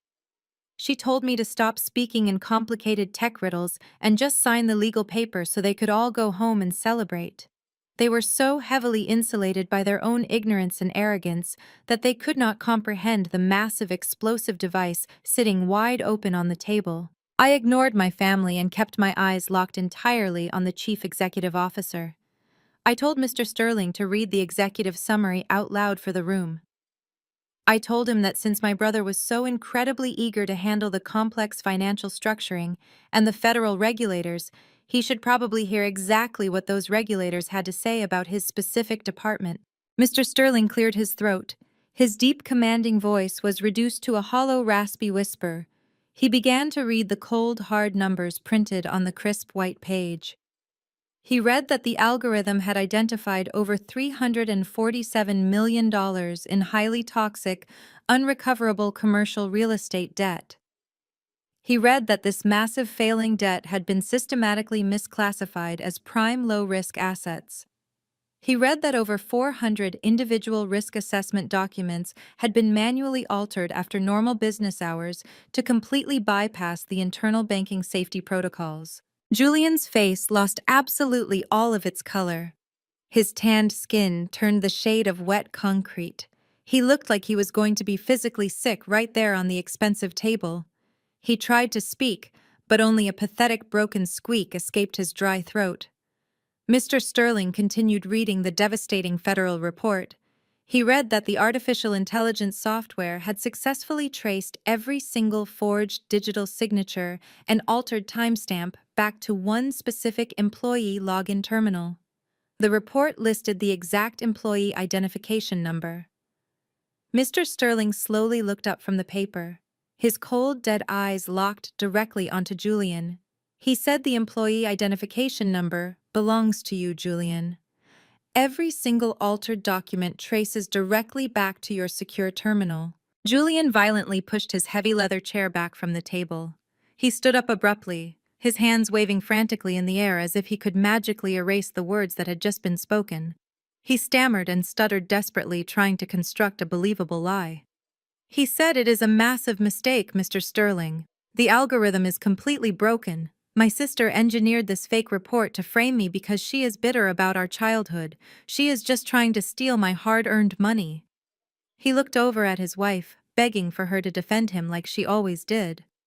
But Sloane was staring at the chief executive officer in absolute sheer terror. She finally realized that the immense wealth she was building her entire identity around was completely stolen and about to evaporate into thin air. Mr. Sterling was not listening to Julian's pathetic, desperate excuses. The seasoned banking veteran was rapidly running the catastrophic calculations in his head. He knew exactly what the federal government did to banks that intentionally hid hundreds of millions of dollars in toxic assets. He was staring directly down the barrel of billions of dollars in federal fines, a massive, devastating public relations nightmare, and the potential loss of the bank's international trading licenses. His highly profitable golden boy had just handed the federal government the ultimate weapon to completely destroy the entire financial institution. The smug, condescending smiles that had filled the glass boardroom just 10 minutes ago were entirely gone. The oppressive corporate power they had proudly tried to weaponize against me had been completely neutralized. They genuinely thought they were starving me out and forcing me to surrender my tech empire. They had absolutely no idea I was simply handing them the shovels and letting them dig their own graves so I could push them all in at exactly the same time. I looked at Julian, who was now sweating profusely through his custom-tailored navy suit. His chest was heaving with panic, and his eyes were wide with pure, unadulterated fear. I reminded him about the golden parachute offer he had just made me. I asked him if he still thought he was the powerful man of the house who knew exactly how real adults did business. Julian could not even form a single complete sentence. His jaw worked up and down rapidly, like a suffocating fish pulled fresh from the water. Mr. Sterling slammed the manila folder shut with a violent, heavy crack, that made my mother physically jump in her leather seat. The chief executive officer turned to Julian, and his voice was dripping with pure, lethal venom. He demanded to know if a single word in that federal report was true. Julian tried to stammer out a defense, but only pathetic broken syllables escaped his dry lips. I leaned forward, resting my elbows on the polished mahogany, and decided to fill in the missing blanks for my completely stunned family.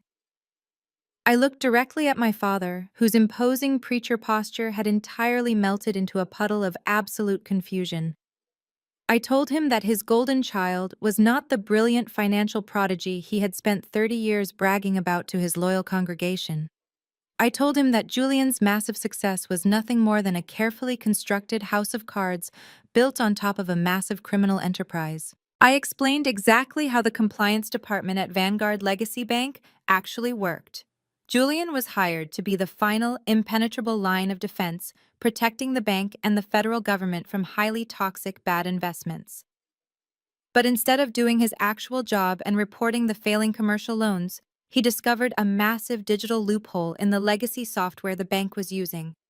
Whenever a massive real estate loan was about to default and cost the bank millions, Julian would log into his secure terminal and manually rewrite the risk assessment algorithms.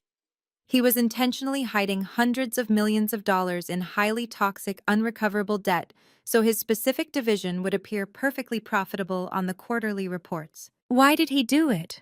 I asked the room softly.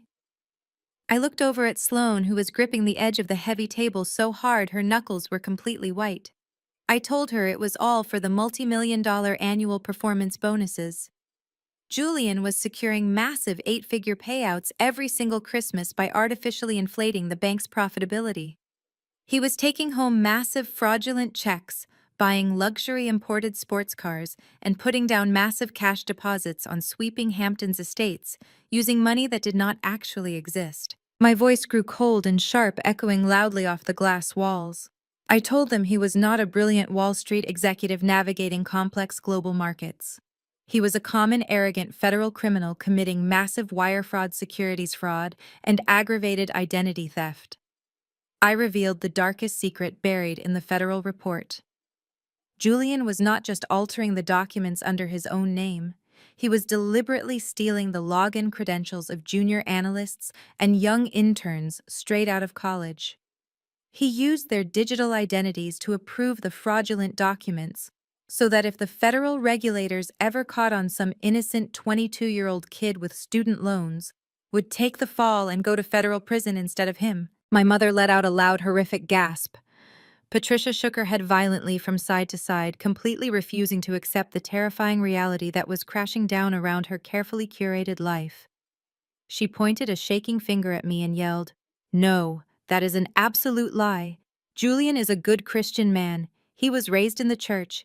He would never do something so wicked, Morgan. You are making all of this up to ruin him out of pure spite and bitter jealousy." Mr. Sterling slowly turned his head to look at my mother. The billionaire executive did not care about her religious delusions or her fragile maternal pride. He told her brutally that the federal government does not deal in spite or family drama, they deal strictly in digital forensics. He pointed a heavy gold pen at Julian and told my mother that her good Christian son had just single-handedly exposed Vanguard Legacy Bank to a massive Department of Justice investigation that could easily bankrupt the entire multi-billion-dollar institution. Julian finally found his voice. It was a pathetic, desperate whine that stripped away every ounce of his supposed masculine authority.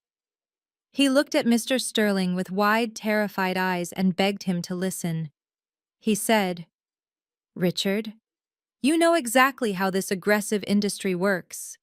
Everyone cuts corners to hit their quarterly targets. I was just doing what I had to do to keep the commercial real estate division afloat. I made this bank hundreds of millions of dollars over the last 5 years. You cannot let a rogue software program destroy my entire life over a few simple clerical errors." I laughed a cold, hard laugh that instantly silenced his pathetic pleading. I told Julian that forging 400 separate risk assessments to deliberately hide $347 million in toxic debt was not a simple clerical error. It was a highly orchestrated, long-term criminal conspiracy. I reminded him that he was the senior vice president of compliance. His literal only job requirement was to ensure the bank did not break the law, and instead, he had weaponized his department to become the biggest liability in the history of Wall Street. Sloane suddenly stood up from her chair. The heavy wooden legs scraped loudly against the expensive hardwood floor. She looked at Julian with wide, completely terrified eyes. Her flawless makeup seemed to crack as her face contorted in panic. She asked him if it was true. Her voice was trembling violently. She asked him if the money was all fake. Julian tried to reach across the chairs to grab her hand, but she violently recoiled from his touch like he was covered in a deadly contagious disease. She screamed at him, asking if the bank was going to take away her new house and her cars. The elaborate facade of the perfect wealthy white savior and her highly successful husband was completely shattering right in front of my eyes, reducing them to nothing more than panicked, greedy criminals caught in a trap. Julian desperately tried to pivot his failing strategy. He looked back across the table at me, and his dark eyes were filled with a terrifying mixture of pure hatred and absolute desperate begging. He said, "Morgan, please, you have to pull the federal report. You have absolute administrative access to your software. Just delete the files from the server, and we can walk away from this right now. You can keep your entire tech empire. I will drop the lawsuit today. Just make the federal audit disappear." He was literally asking me to become an active accessory to massive federal corporate fraud right in front of the chief executive officer of the bank. His toxic arrogance had completely blinded him to the basic reality of the situation. I calmly folded my hands on the table and looked deeply into the eyes of the pathetic man who had tormented and belittled me my entire life. I told him that the artificial intelligence did not work for me anymore. I explained that the moment the digital audit was completed, the encrypted files were automatically locked and instantly transferred to the primary federal servers at the Securities and Exchange Commission in Washington. There was no magic delete button. There was no going back to the way things were an hour ago. The federal government already possessed every single piece of undeniable digital evidence they needed to put him away in a federal penitentiary for decades. The heavy, crushing reality finally settled over the boardroom. Julian was no longer the powerful executive dictating the cruel terms of my total surrender. He was a dead man walking, waiting for the federal agents to arrive. Richard Sterling slumped back into his heavy leather chair. The crisp white pages of the federal audit report slipped from his trembling hands and scattered across the polished mahogany table. The absolute finality of my words hung in the cold air of the glass boardroom. There was no delete button. The United States government already possessed the encrypted files. The chief executive officer of Vanguard Legacy Bank was a man who had survived market crashes, global recessions, and ruthless corporate takeovers. But right now, he looked like a terrified old man who had just watched his entire empire catch fire. He knew exactly how the Securities and Exchange Commission operated. They did not issue polite warnings for $347 million in hidden toxic debt. They issued billion-dollar fines. They froze assets. They revoked federal trading charters. The bank was staring directly at a catastrophic federal shutdown. The silence in the room was deafening. You could practically hear the power dynamic violently shifting. Just 10 minutes ago, Julian was the golden boy of Wall Street. He was the untouchable senior executive who brought in massive compliance revenue. He was the arrogant older brother who thought he could use a multi-billion-dollar institution to crush his little sister. But in the span of a few seconds, he had transformed into the single greatest liability in the history of the bank. He was radioactive corporate waste. Julian desperately looked at his boss. He reached his shaking hands out toward the scattered papers. He begged Richard to understand, claiming he was protecting the bank and protecting their profit margins. He babbled that they could hire the best defense attorneys in the country and fight the charges in court. He suggested they could lie and say the artificial intelligence software was flawed and fabricated the data. Mr. Sterling slowly turned his head to look at Julian. The sheer level of disgust in his cold eyes was absolutely chilling. He did not see a loyal employee anymore. He saw a massive federal indictment wearing a custom-tailored Navy suit. He asked Julian if he was completely out of his mind. He reminded Julian that he had forged 400 separate risk assessment documents using stolen employee login credentials. He pointed out the massive, undeniable digital trail that led directly back to Julian's secure terminal. He told him there was no fighting this because the federal government had an algorithmic confession, and Julian was going to federal prison. My mother started crying again. She covered her face and rocked back and forth in her chair, completely unable to process the horrifying reality that her perfect son was a criminal. My father just sat there, staring blankly at the wall. The holy, righteous facade he had worn all his life was completely shattered. He had commanded me to submit to a man who was actively defrauding the federal government. Sloane pushed her chair violently away from the table. She stood up and backed away from Julian like he was a dangerous animal. She pointed a shaking finger at him and accused him of lying to her. She screamed that he told her he was a genius and that the money was real. She cried about the house they just bought and the mortgage papers they just signed, knowing the government was going to take absolutely everything from her. She was not crying for her husband. She was crying for her lost luxury. Her entire identity was built on his stolen wealth, and she was watching it burn to the ground. Julian tried to stand up, but his legs completely gave out. He collapsed heavily back into his chair, burying his face in his hands. He was breathing in rapid, shallow gasps.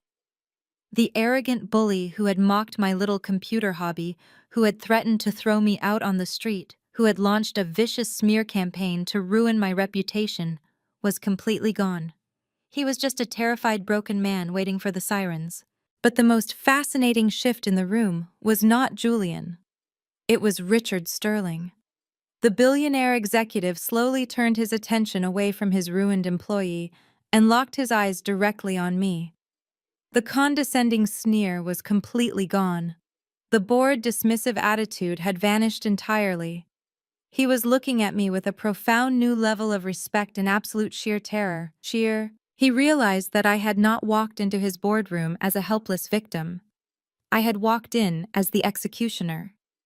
I had orchestrated this entire meeting perfectly. I had let them show their hands. I had let them mock me and threaten me. And then I had calmly placed the federal weapon on the table and watched them destroy themselves. Mr. Sterling took a slow, deep breath, trying to regain some small fraction of his lost authority. He carefully picked up the scattered pages of the federal report and stacked them neatly together. He looked at the embossed gold seal and then looked back at me. He knew that the Securities and Exchange Commission relied heavily on independent federal contractors to interpret the massive amounts of algorithmic data. He knew that my software company Nexus Artificial Intelligence held the exclusive keys to the federal database. He leaned forward, and his voice was completely stripped of its usual corporate arrogance. He spoke to me like an equal. He said, "Miss Evans, your software has uncovered a catastrophic internal failure at this institution." He claimed Vanguard Legacy Bank was completely unaware of Julian's criminal activities and that they were victims of his fraud just as much as anyone else. I raised an eyebrow and let him spin his desperate corporate narrative. He was already trying to distance the entire multi-billion-dollar bank from the actions of his senior vice president. He was desperately trying to build a legal firewall to protect himself and his board of directors from the incoming federal wrath. Mr. Sterling continued with his voice dropping to a low, urgent whisper. He said the Securities and Exchange Commission will undoubtedly use your final audit report to determine the severity of our institutional penalties. He pleaded that if they believe this was a systemic failure of the entire banking culture, they will shut the bank down entirely. He claimed thousands of innocent employees will lose their jobs because of the selfish criminal actions of one man. He was trying to use the exact same emotional manipulation my parents had used earlier, but he was framing it in corporate terms. He wanted me to feel guilty for the impending destruction of his bank. He wanted me to believe that holding Julian accountable would somehow hurt thousands of innocent people. But I had spent my entire life being emotionally manipulated by experts. His corporate guilt trip had absolutely no effect on me. I looked calmly at the chief executive officer. I told him that my algorithm does not care about banking culture or innocent employees. It only cares about raw verified data. And the data explicitly proves that Vanguard Legacy Bank allowed a senior executive to hide hundreds of millions of dollars in toxic debt for over 5 years without ever triggering a single internal alarm. I told him that level of institutional negligence was exactly what the federal government was determined to punish. Mr. Sterling swallowed hard. The harsh reality of my words hit him like a physical blow. He knew I was right. He knew the bank was completely defenseless against the raw, unarguable data my software had collected. He looked at the terrible predatory contract Julian had tried to force me to sign just minutes earlier. He reached out and slowly pushed the useless piece of paper away from the center of the table. He looked at me, and his cold eyes were filled with a desperate, calculating plea. He had finally arrived at the exact moment I had been waiting for all morning. He realized that I was the only person on the planet who could possibly mitigate the incoming federal disaster. He realized that the young black woman sitting across from him, holding a canvas backpack and a dead laptop, held the absolute fate of his multi-billion-dollar empire in the palm of her hands. He folded his hands together on the table and bowed his head slightly in a gesture of complete submission. He told me the bank was prepared to offer me anything. He promised to immediately withdraw the legal injunction against my company. He offered to publicly issue a formal apology to my investors and clear my name in the media. He looked me dead in the eyes and begged me to tell him exactly what it was going to take to save his bank. I looked at the powerful billionaire sitting across from me. I did not smile. I did not gloat. I maintained the exact same cold professional composure I had brought into the room. I told Mr. Sterling that Vanguard Legacy Bank was incredibly lucky that my algorithm was still in its initial federal beta testing phase. I explained that the encrypted audit files were currently sitting on a secure holding server at the Securities and Exchange Commission, waiting for my final administrative review before they were formally submitted to the Aggressive Enforcement Division. I told him that Nexus Artificial Intelligence possessed a highly specialized corporate mitigation software package. If he agreed to my absolute terms, I would immediately deploy the mitigation patch to his internal network.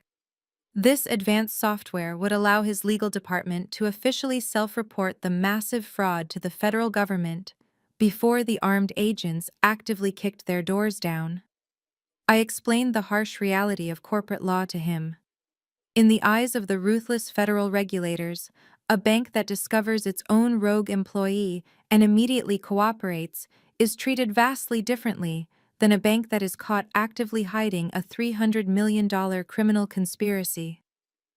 The mitigation package would save his international trading licenses and likely reduce the impending billion-dollar federal shutdown down to a highly painful but ultimately survivable corporate penalty.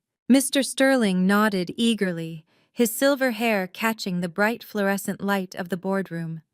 He practically threw his heavy hands on the mahogany table and said he would pay whatever licensing fee I demanded. He desperately offered me $50 million right there on the spot for the mitigation software. He said, "Name your absolute price. Miss Evans, the bank will cut the certified check this very second. Just give us the software." I shook my head slowly. I told him my software was not for sale to corrupt institutions. I told him the ultimate price for my cooperation had absolutely nothing to do with corporate cash. I turned my calm gaze slowly toward Julian. My brother was still slumped low in his leather chair, his expensive tailored navy suit completely soaked in cold, terrified sweat. He was shaking so violently that the heavy table was actually vibrating. I looked back at the chief executive officer and delivered my first condition. I told him that Julian Evans is to be terminated effectively immediately. He is not allowed to resign quietly for personal reasons. He is not going to be given a graceful corporate exit or a standard severance package. He is to be fired for gross criminal misconduct right here in this glass room in front of his entire family. Julian let out a pathetic whimpering sound from the back of his dry throat, but he did not even have the physical strength to look up at me. I continued outlining my exact non-negotiable terms. I told Mr. Sterling that the bank would immediately initiate a full aggressive corporate clawback of every single dollar Julian had been paid over the last 5 years. Every massive Christmas bonus, every unvested stock option, every single fraudulent penny that he had stolen to buy his tailored suits and his luxury sports cars would be legally seized by the institution to help pay for their incoming federal fines. I wanted him completely stripped of his stolen wealth. My mother started crying even louder, covering her face with her trembling hands and begging me to show Christian mercy to my own flesh and blood. I completely ignored her pathetic fake tears and delivered my final devastating condition. I told the chief executive officer that Julian's permanent employment record, his official Form U-5, with the Financial Industry Regulatory Authority, would permanently reflect his massive federal fraud. I wanted him placed firmly on the permanent Wall Street blacklist. I wanted to make absolutely sure that no legitimate financial institution in the entire world would ever hire him to manage so much as a petty cash drawer for the rest of his miserable life. I looked Mr. Sterling directly in his cold eyes and asked him if my incredibly simple terms were fully understood. Richard Sterling did not hesitate for a single second. There was no internal corporate debate. There was no consulting with his human resources department or his board of directors. He simply looked at the golden boy who had just jeopardized his entire multi-billion-dollar banking empire and executed his career with absolutely ruthless precision. Mr. Sterling leaned over and pressed a small silver button on the center console of the mahogany table. He spoke clearly into the intercom system and ordered the head of building security to come to the executive boardroom immediately. He then turned his cold, dead eyes directly to my brother. He said, "Julian Evans, you are officially terminated from Vanguard Legacy Bank for gross criminal negligence and massive corporate wire fraud. Your employment is effectively severed as of this exact second. The legal department will be seizing all of your corporate assets, your stock portfolios, and your personal banking accounts tied to this institution by the end of the hour. You are entirely stripped of your title, your rank, and your access." Julian fell out of his heavy leather chair and dropped directly onto his knees on the expensive hardwood floor. He clasped his shaking hands together and actually started begging. He crawled desperately toward his boss, leaving wet tear stains on the collar of his crisp white shirt. He cried out that he had dedicated his entire adult life to this bank. He pleaded for a second chance, saying he could fix the spreadsheets and make the toxic debt completely disappear if they just gave him one more week to work the numbers. It was the most pathetic, humiliating display I had ever witnessed in my entire life. The man who had spent 30 years looking down on me, the man who had proudly demanded that I bow to his superior social status, was now literally groveling on the floor, weeping like a completely broken child. Mr. Sterling pulled his expensive shoes away from Julian in utter disgust. The heavy glass doors of the boardroom suddenly swung open, and 4 large security guards in dark suits marched aggressively into the room. The chief executive officer pointed a shaking finger at Julian and ordered the guards to strip him of his corporate badge, his company phone, and his high-level security clearance. He explicitly told the guards not to let him pack up his office. He told them to throw him directly out onto the street like common garbage. 2 massive security guards grabbed Julian by his arms and violently hauled him up from the floor.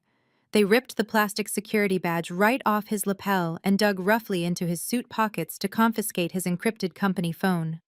Julian was sobbing uncontrollably, his expensive Italian leather shoes dragging across the polished floor as they pulled him away from the table.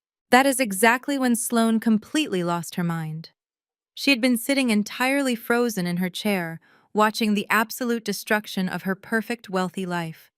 The terrifying reality of the financial clawback condition finally registered in her shallow brain. The bank was going to seize the money. The endless money she had used to buy her elite status, her fake friends, and her arrogant, racist confidence was completely gone. She leaped up from her chair and let out a piercing, blood-curdling scream. She ran toward Julian not to help him or comfort him, but to physically attack him. She started pounding her small fists aggressively against his chest while the large security guards held him tightly. She screamed that he was a disgusting liar and a completely worthless failure. She shrieked hysterically about the millions of dollars in debt they had just taken on for the massive Hamptons estate. She cried that her elite country club friends would completely shun her, and that she would genuinely rather die than be married to a poor, disgraced federal criminal. Julian reached his shaking hands out for her, crying her name over and over again, but Sloane violently spat directly in his face. She grabbed her expensive designer handbag and stormed blindly out of the glass boardroom, sobbing wildly about her ruined social reputation. She did not care for a single second that her husband was facing decades in a federal prison cell. She only cared that the golden faucet of stolen money had finally run completely dry. The security guards forcefully dragged Julian out the heavy doors, and his pathetic wailing echoed loudly down the long marble hallway until the elevator doors finally closed, cutting off his cries completely. The glass boardroom was suddenly quiet again. The air in the room felt completely different. The oppressive, toxic arrogance that had choked my family for 3 decades had been entirely eradicated in a matter of minutes. The emotional payoff was immense and deeply, incredibly satisfying. I had not raised my voice. I had not thrown a childish temper tantrum. I had simply used my brilliant mind and my relentless quiet work ethic to completely dismantle the vicious people who had tried to bury me. My parents were sitting frozen in their chairs, staring at the empty space where their golden child used to sit. My father, Reverend James, looked like a deflated balloon, all of his righteous religious anger completely replaced by absolute silent shock. My mother, Patricia, was weeping silently into her hands, mourning the devastating loss of the fake, perfect family image she had worshipped her entire life. I slowly reached across the mahogany table and pulled the manila folder back toward me, securing it safely inside my canvas backpack. I looked at the chief executive officer, nodded once, and turned my back on my toxic family forever. I had just taken my first step toward the heavy glass doors of the boardroom when my mother violently grabbed my arm. Patricia was weeping so heavily that her expensive pearl necklace was shaking against her chest. She dug her manicured fingernails into the fabric of my coat and fell to her knees right there on the polished hardwood floor. She cried out, begging me to stop the security guards from taking her precious son away. She said, "Morgan, please, you have to fix this. You have the power to save him. You cannot do this to your own flesh and blood. God commands us to forgive our family." My father, Reverend James, rushed over and physically blocked the exit. His massive frame trembled as he looked down at me. He tried to summon that deep, booming preacher voice, but it just sounded broken and hollow. He told me that I was destroying the entire Evans family legacy.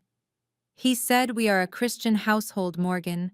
We do not send our own family members to federal prison. You need to go back to Mr. Sterling and tell him to drop the charges right now. You owe us this much." I slowly looked down at my mother's hands gripping my arm. I calmly reached over and peeled her fingers off of me one by one. I did not feel an ounce of pity or sadness for them. I looked my father dead in the eyes, and I let the silence stretch out between us until he was forced to look away. I told them they did not get to weaponize religion and family blood only when it was convenient for them. I reminded my father of the exact words he had spoken to me at the anniversary dinner. I said, "You told me that Julian was the head of the family and the primary breadwinner. You proudly claimed he was carrying the heavy legacy of the Evans family on his back while I was a massive embarrassment to our good name." I reminded my mother of the cruel words she had screamed at me just a few days ago. I said, "You told me I needed to wire him $10 million to preserve the family blessing because my only purpose was to serve my brother." I stepped closer to my father, forcing him to step back against the glass door.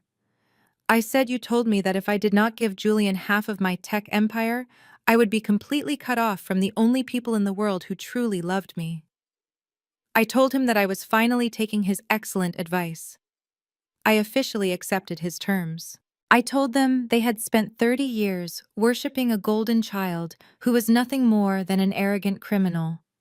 They had sacrificed my childhood, my happiness, and their entire life savings to build a fake, perfect image that had just shattered into a million pieces. I told them I was absolutely done playing the role of the family scapegoat. The quiet, invisible girl who absorbed all of their toxic abuse was dead. I told them to never contact me again. I did not wait for their response. I pushed past my father, pushed open the heavy glass doors, and walked out to the elevators. I left them standing entirely alone in the cold boardroom with the billionaire chief executive officer who was currently orchestrating their son's absolute ruin. The aftermath of that morning was incredibly fast and completely devastating for everyone who had tried to bury me. Just 2 weeks later, the major news networks interrupted their regular broadcasts with breaking financial updates. The Securities and Exchange Commission formally announced a massive federal indictment against Julian Evans. The news montages showed him doing the infamous perp walk out of a federal courthouse in heavy steel handcuffs, looking pale and completely terrified.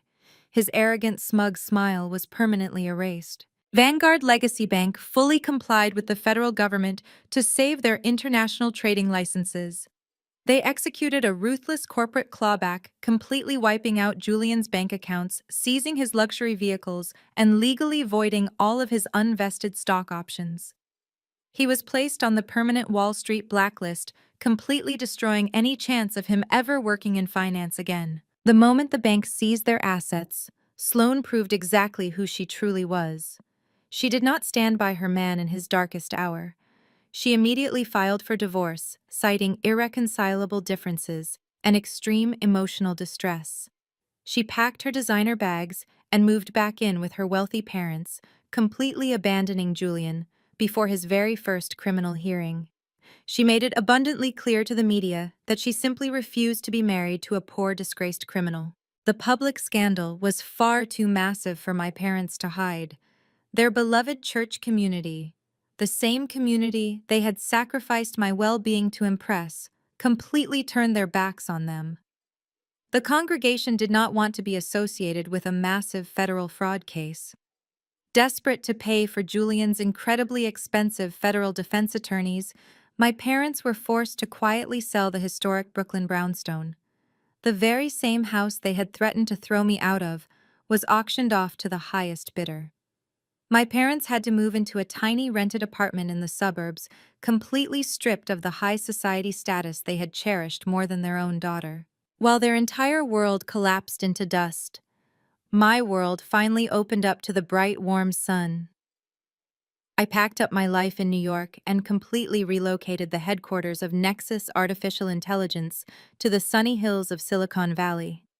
My new corporate office has floor-to-ceiling windows that overlook sweeping green mountains. My loyal employees, the ones Julian tried to starve out, followed me across the country, and we are currently preparing to take the company public. I wake up every single morning feeling a profound, deep sense of peace that I never knew was possible. I am no longer carrying the heavy, suffocating weight of my toxic family.